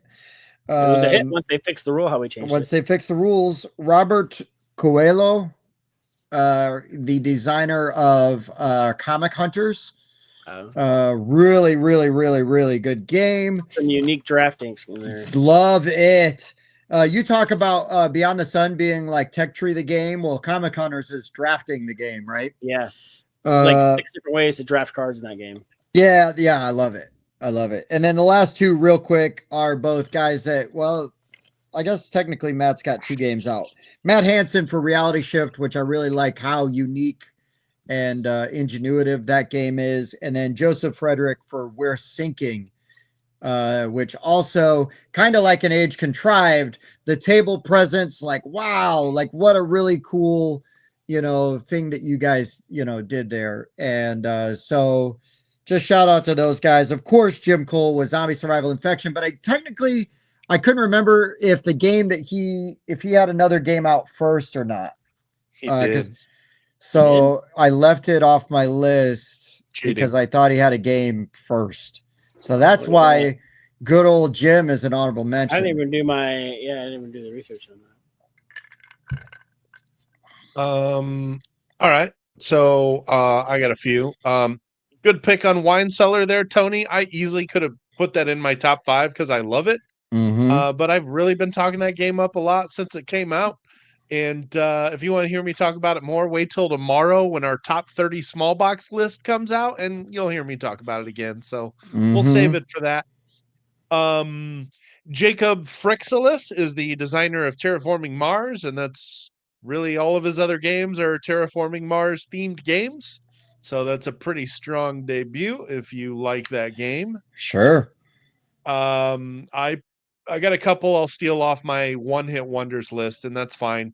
Alchemist from Matis Khatri. It's still one of my favorite deduction games. And CGE is a classic publisher, and that is a fantastic game. Not a huge fan, but Klaus Jürgen Kried should get credit for his first game being Carcassonne. I mean, that is a widely beloved game, even though it's not one of mine. What a hit to start with. Man, I mean, you have an evergreen right out the gate. Right. Yeah. Great job. Yeah. Mixed opinions on Elizabeth Hargrave, but I am a Wingspan fan. Look, again, right out the gate. Debut. Bam. Yep. And then I'll do a couple one game only releases here. How about Last Light by Roy Cannaday? Fantastic 60-minute 4X game. Lunar Rush by Skippy Brown, still one of the most underrated games that's out there. I love that game. Min and Elwyn still have only designed Lost Ruins of Arnak, which is crazy, and just like 15 expansions now. But I will say they're wonderful people. I did have a chance to meet them and all that good stuff. And friend of the show, how about Wes Todd's Wild Side? Yeah. Wild Side, baby. Listen, I couldn't even talk about Wild Side because I have sold so many copies of that game for Wes. We've done a lot of Wild Side hyping, but it's been a minute, so I'll do it for you, Tim. Hell yeah. No, please do. Please do. And also, right, like, can you ask for just, I mean, honestly, all these people that I have had the pleasure of meeting that are on this list are all just badass people that I've really, privileged and lucky to call friends and get to fanboy over them too, which makes it awkward for them, not for me. I don't mind. But yeah, Tony, this was a great list suggestion, man. Yeah, no I mean, absolute banger, dude. So to come out, hold on, Tony. So if we were going to rate like first YouTube appearances, I mean, Tony might be in the top 5, right? There with you a go. list like this. I mean, now hopefully he doesn't end up like some of these designers we talked about where their first game was their best one. No. His first YouTube appearance was his best one. We're just better not all be downhill your from best here. and favorite YouTube appearance. So well, yeah, everything's going to compare to this. You know what we need to do, Tony, next time you're on, because you can pick anything, right? You can pick anything you want as your top 5. I'm just going to call it now because I know Tony loves music, because if you follow him on Facebook, he loves music. You do your top 5 bands. Oh, I can do that. Yeah. And I know, look at Mike's face. I rarely see Mike get this excited for a list. If I were said movies, Mike's out, right? TV shows, Mike's probably out.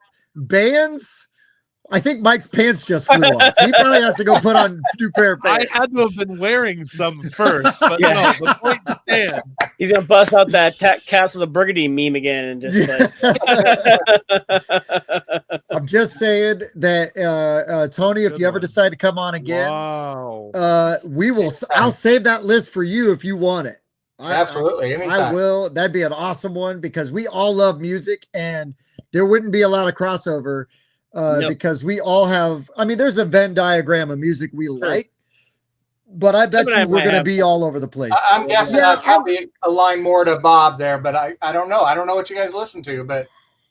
Oh, I'll surprise you. That's what I listen to. I'd be pretty surprised, but yeah, I like a lot of comedy. I love comedy music, so. Yeah, I've figured that out pretty quick. Bob likes any music that'll get him to laugh for sure. I think Tony, honestly, Tony, if I'm going by your Facebook posts, I think your and I's music tastes align the most. Really? I'm just going to say. Classic rock. Because most of the time I know the answers to those things, but I'm like the third person to comment. And I'm like, well, I'm not going to say anything because they already said it. So I try to come up with a variety, at least stuff that I've heard. But to be honest, I'm more the... it drives me crazy when people say I listen to everything. And I'm not saying you don't, but you've got to have a couple favorites. Yes. You've got to have a wheelhouse. Yeah, and mine is going to be the hard rock, heavy metal is what the majority of if I'm listening to something, that's what it's going to be. But I grew up in the 70s, so I love 70s pop. I love 80s hair and 80s pop.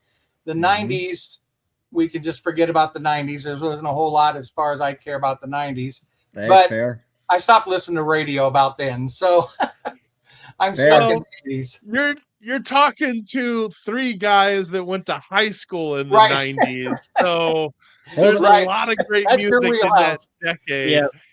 I'm one of those weirdos where I don't necessarily love the 80s.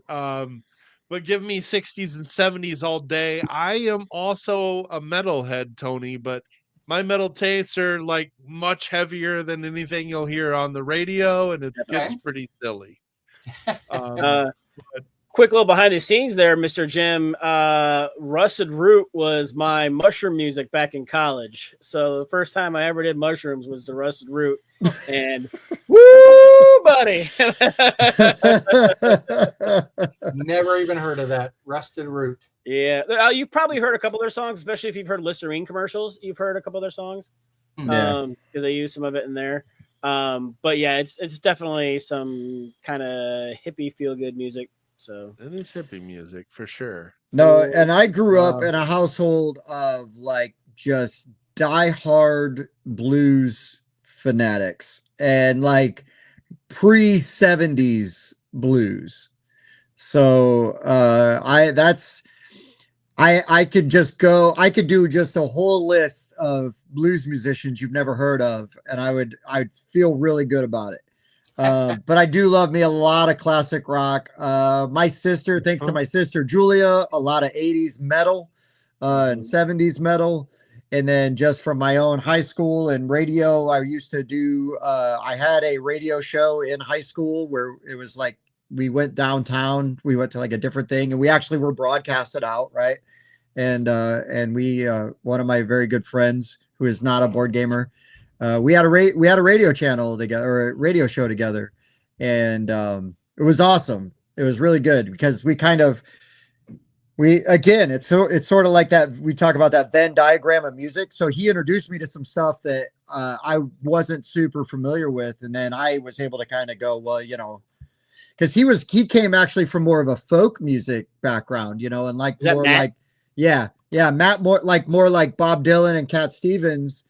And I'm like, oh, okay, hold on a second. Like, we got to talk about, Sam Cooke, and we got to talk about Muddy Waters, like, come on, man. Like, I'll play you the good stuff. Like, this is what they were imitating. Now go away. So it's really fun to be able to be a gatekeeper for music for a few years and be like that high school snob. Yeah, I know music. Yeah. But doing the band thing would be a great time, man. I think that would be a super fun list. I don't think I could do 5. That would be the most difficult top 5 I have ever tried to list. I mean, because you'd need to do 10. It would have to be 10. I could do 10. I do a 10. I would commit to a 10 on the bands. Oh, all day. Yeah.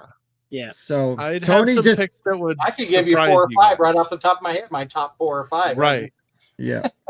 I'll throw one out there that might be the most surprising. One of mine is Creedence Clearwater Revival.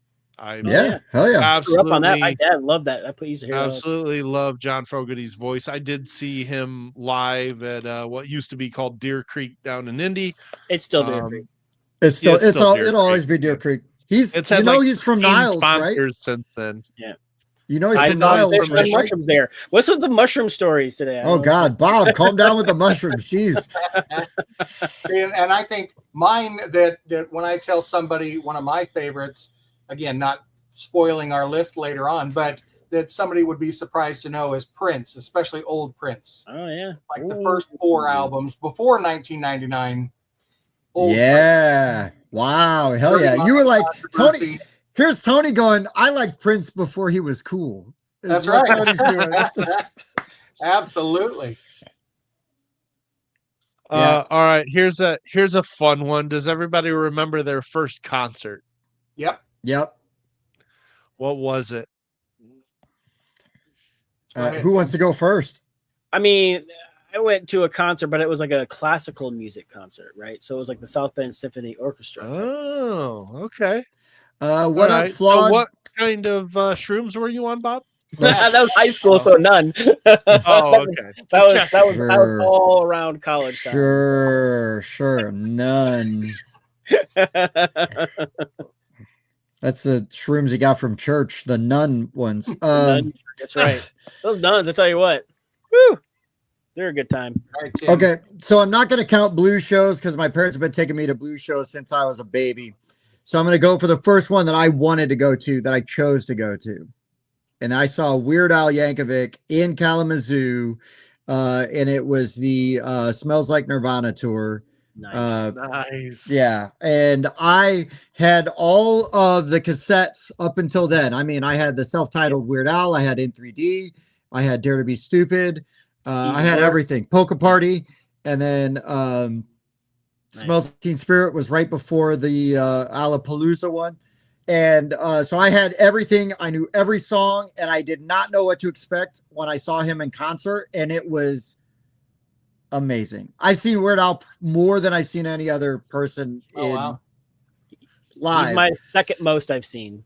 And he is amazing, an amazing performer, and just wild. I was shocked to learn that my wife also liked Weird Al when we started dating, because she likes like System of a Down, and stuff like that.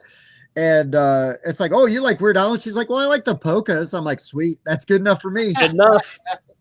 Favorite movie of all time, honestly, UHF. Yes, the greatest movie ever. A Twinkie wiener sandwich. That's my mom.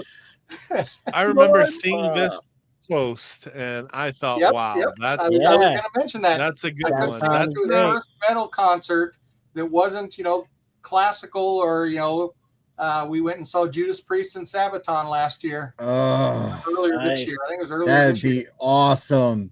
I love Priest.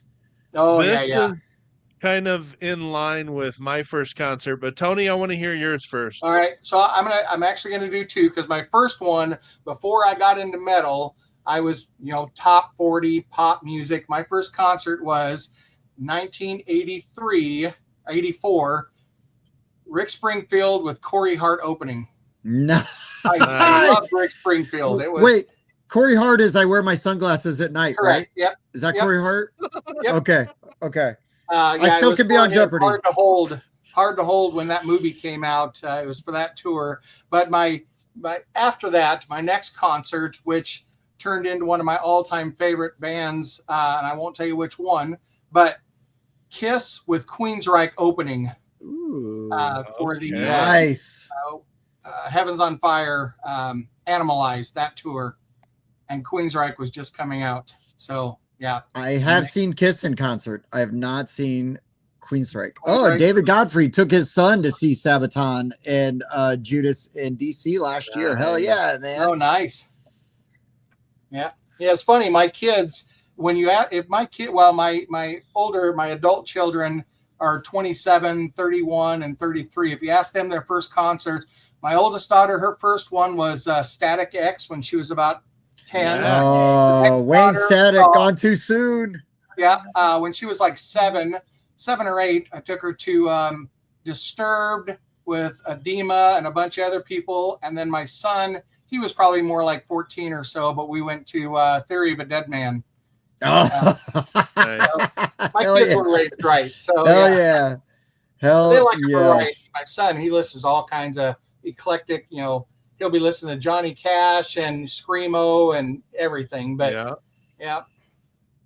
Right, Bob, when I drive, Bob is subjected to my playlist, and yes, you'll get Weird Al, then you get Johnny Cash, you could get Static X, you could get Black Sabbath, you could get Flight of the Conchords. Hasn't named a bad group yet. Seriously.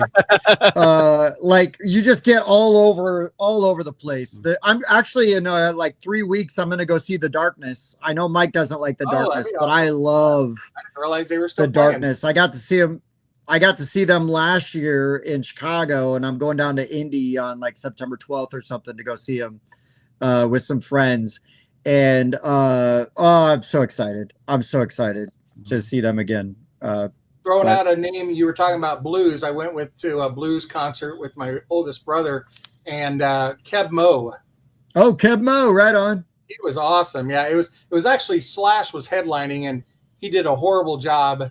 The sound was way too loud, and it did not sound good. But Keb Mo was really, really good. Keb Mo is really talented, and that's too bad that Slash wasn't good. He was in South Bend 20 years ago when he was doing the Slash's Snake Pit solo project.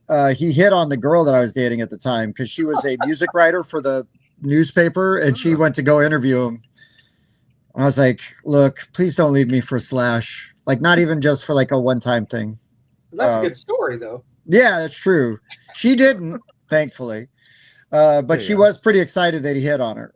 So, who was your first one, Mike? My first concert was in 1998 at the Fort Wayne Coliseum. and I saw Skid Row and Anthrax open for Pantera. No, wait, did Skid Row? Did Skid Row have Sebastian Bach? Sebastian Bach, it sure did. Hell yes, because I saw Skid Row, but it didn't have Sebastian Bach. And I've also seen Pantera, which was an amazing concert.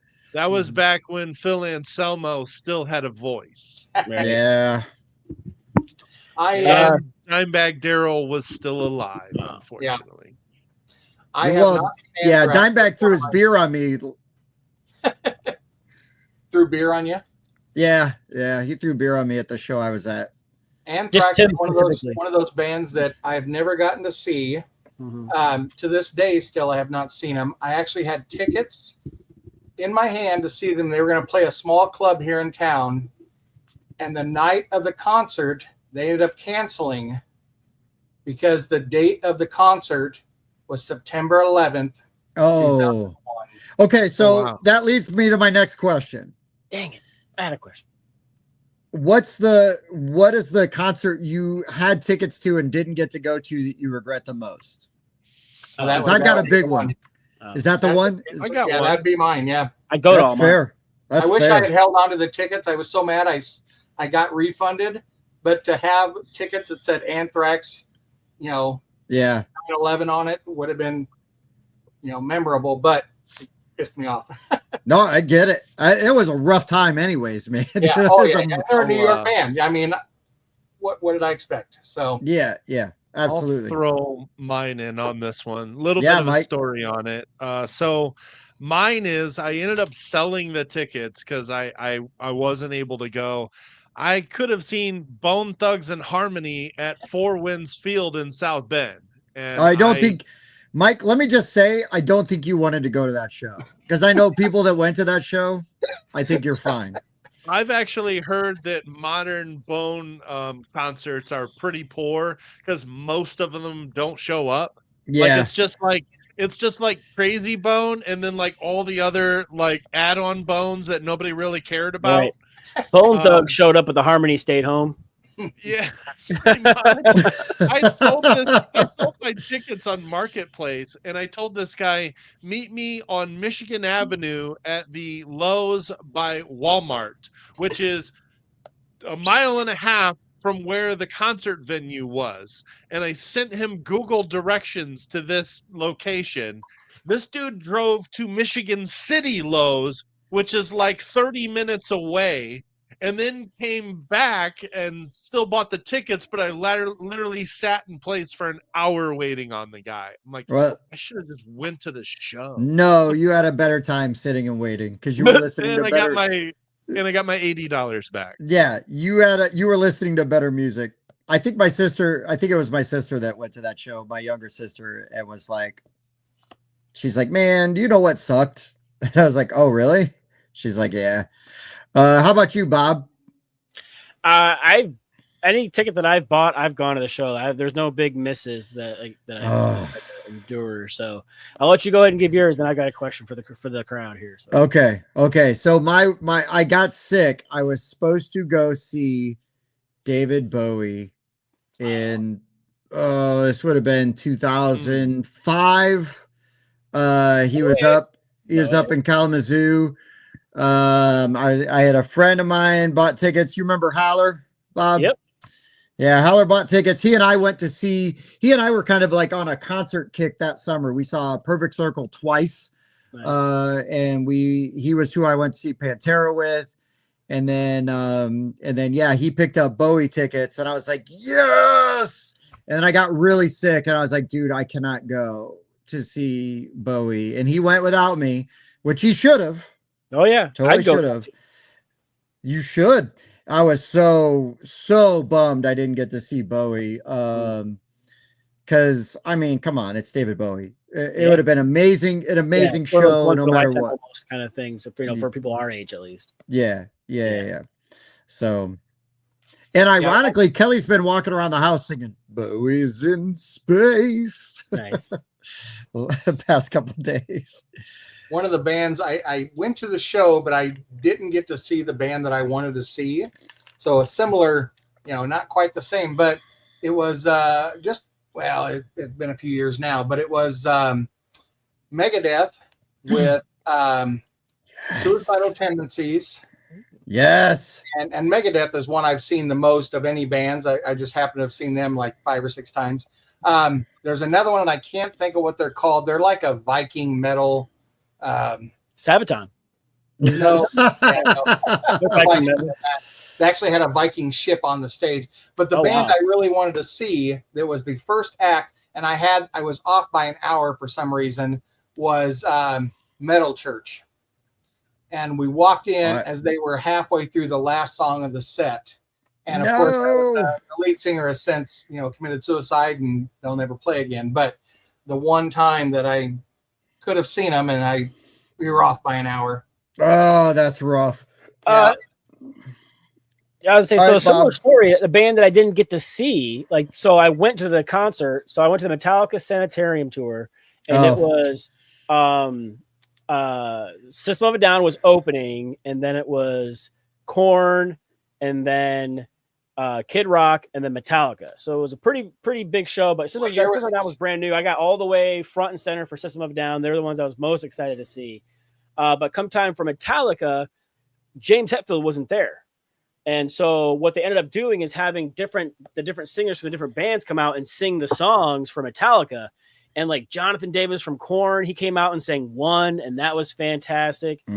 Serge from System came out and did the Sanitarium, and like just his voice was so good. Like it was almost better, in my opinion. Like some of these versions of these songs that I heard that, probably weren't heard by very many people. Yeah, like I'd love to find a recording of that show, because that was phenomenal. And then I couldn't find my car after the show. It took me about 2 hours to find my car. And yeah, that was quite the adventure. But no, you actually answered the question that I had was going to be, who have you seen the most?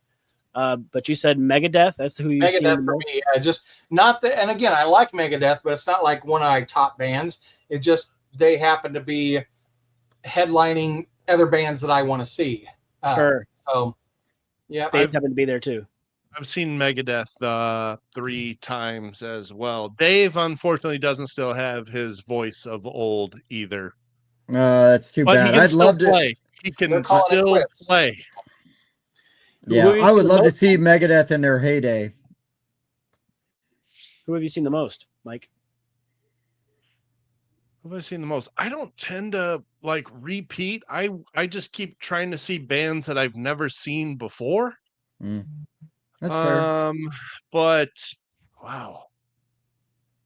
Megadeth might be mine too, because I think I've seen them 3 times. Okay. Most other bands I haven't seen more than once or twice.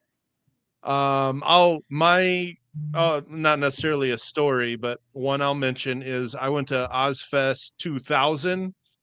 And that was the last performance by the original singer of Drowning Pool, because he died the next day. Oh, wow. The very next day. So Mike killed him. But there was this dude with a big beard in front of me I couldn't see. Well, it was much smaller beard back then.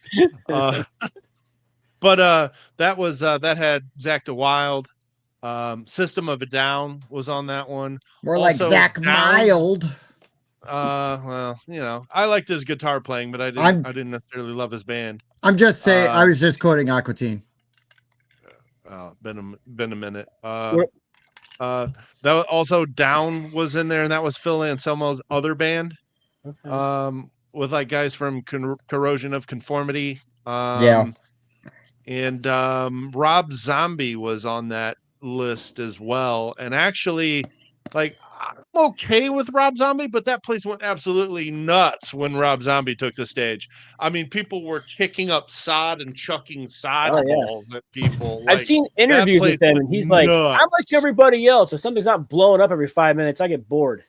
So yeah, he's pretty funny. Nice. Is it Weird Al? Weird Al is the most. The one you've seen the most? Weird Al is the most. I've probably seen him 8 times. Okay. So I've been to 27 clown shows.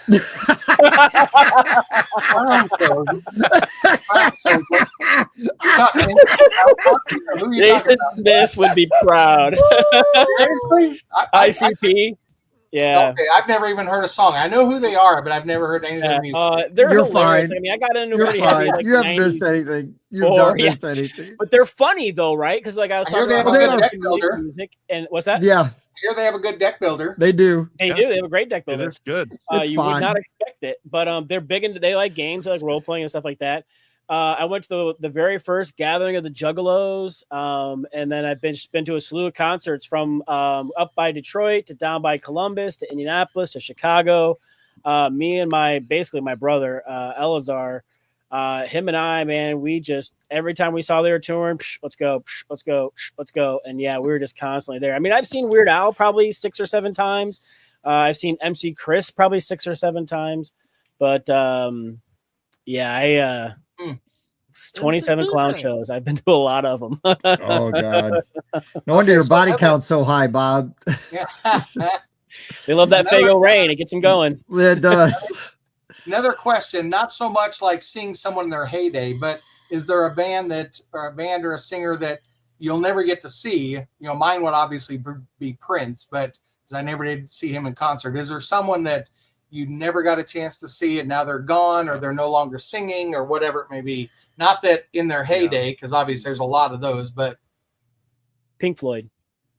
Floyd, yeah. I love Floyd. There's actually a cover band called Brit Floyd that comes to South Bend once in a while, and they are really good. Like the dude's awesome on guitar. He sounds just like him. They got these chicks that sing for him, and oh my gosh, these girls just belt out some lyrics. They do like screens with like all the shows and the laser lights and everything. I mean, they're phenomenal, but like I would have loved to see Pink Floyd. See, I feel like I've seen Pink Floyd because I saw Roger Waters in concert about 20 years ago, and he did some solo stuff, which was really boring, but then he did a lot of stuff from The Wall, which was obviously like his biggest contribution to Floyd.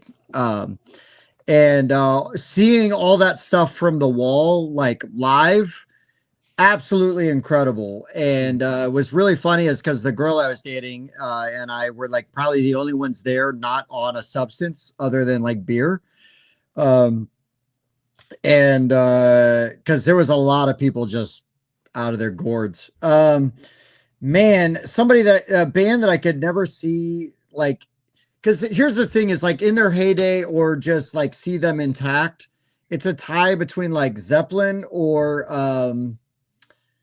well, it's a 3-way tie because it'd be Zeppelin, The Who, or God, why am I blanking on it now? Oh, Van Halen, but it's got to be Sammy Hagar. Van Hagar, or not Sammy Hagar. It's got to be David Lee Roth, not Sammy Hagar. I hate Sammy Hagar. Oh, I hate him. Well, I love Sammy Hagar as a solo, but not as much with the Van Halen. Right. Thank you. Yes. Because it's not Van Halen when he's with Van Halen. David Lee Roth with Van Halen is Van Halen. No Gary Sharon, get that shit out of here. No, yeah, none of that. And I know they all hated each other, but I mean, like the Beatles, sometimes that's when you get the best music.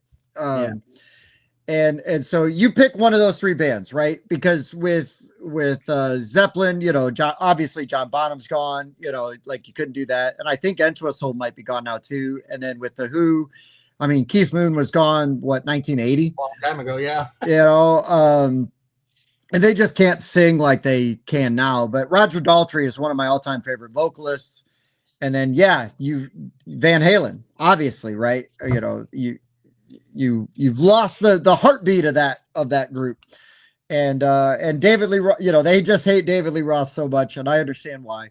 But goddamn, like there's just some freaking great music out of those groups that my all-time favorites. Yeah. So it's easier to pick the really, really old bands that aren't still touring and stuff. But there's one band that's done a 90s band that's done a couple reunion tours, but I don't think it's going to happen again. They are one of my favorites, Rage Against the Machine. Oh, yeah. And it's mostly because of the vocalist, Zach De La Rocha, won't really tour with them anymore. But really what I loved about that band is Tom Morello's guitar playing. Oh, Tom Morello's style. that the second you hear a note from one of his guitars, you know who it is instantly. Yeah. Mm-hmm. I thought it was funny. People were getting mad a little while ago, like about them being political. Why are they getting political? What machine do you think they were raging against there, bro? Spoiler alert. They have always been political, you dum-dums. Yeah, that's awesome. Yeah. Oh, people are so dumb. Okay, well, we need to save this for the music show. Yeah. All right, Tony, I'm so excited this is going to happen. So, Tony, we say this all the time because I think sometimes people feel like they need to have like a project to come on to be able to promote, you know, like what they're doing. Like, no, that's not the case. We want to hang out with people we want to hang out with. Absolutely. So, Tony, we're going to hit you up in like a month or two. We'll let you recuperate from all our shenanigans. And if we haven't completely alienated you next week from this experience, we need to have you on again, and we're going to talk music because obviously we're all very passionate about it, just like we are with board games. Hey, dude. Okay, so we got to get with Matthew on how to create some really awesome and funny short form content.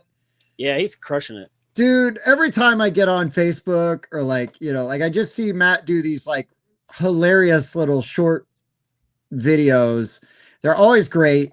And I hate them because I'm just envious of the hair and, you know, and the costumes and the envy born, you know, yeah, I mean, he's crushing it, man.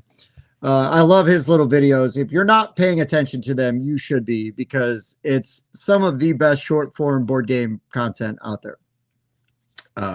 Even if it's all just for his own games, which it should be, because they're all really good. Anyways, so Tony, when we sign off, don't disappear yet, because I gotta ask you a few questions. But Does anybody have anything else before we wrap up for the evening? Nope. No. All right. I'm going to take that and we're going to go with that. Tony, thank you so much for being here. Everybody be ready. Put Cattywampus on your radars. Is that going to crowdfunding or is that just a straight release? Nope.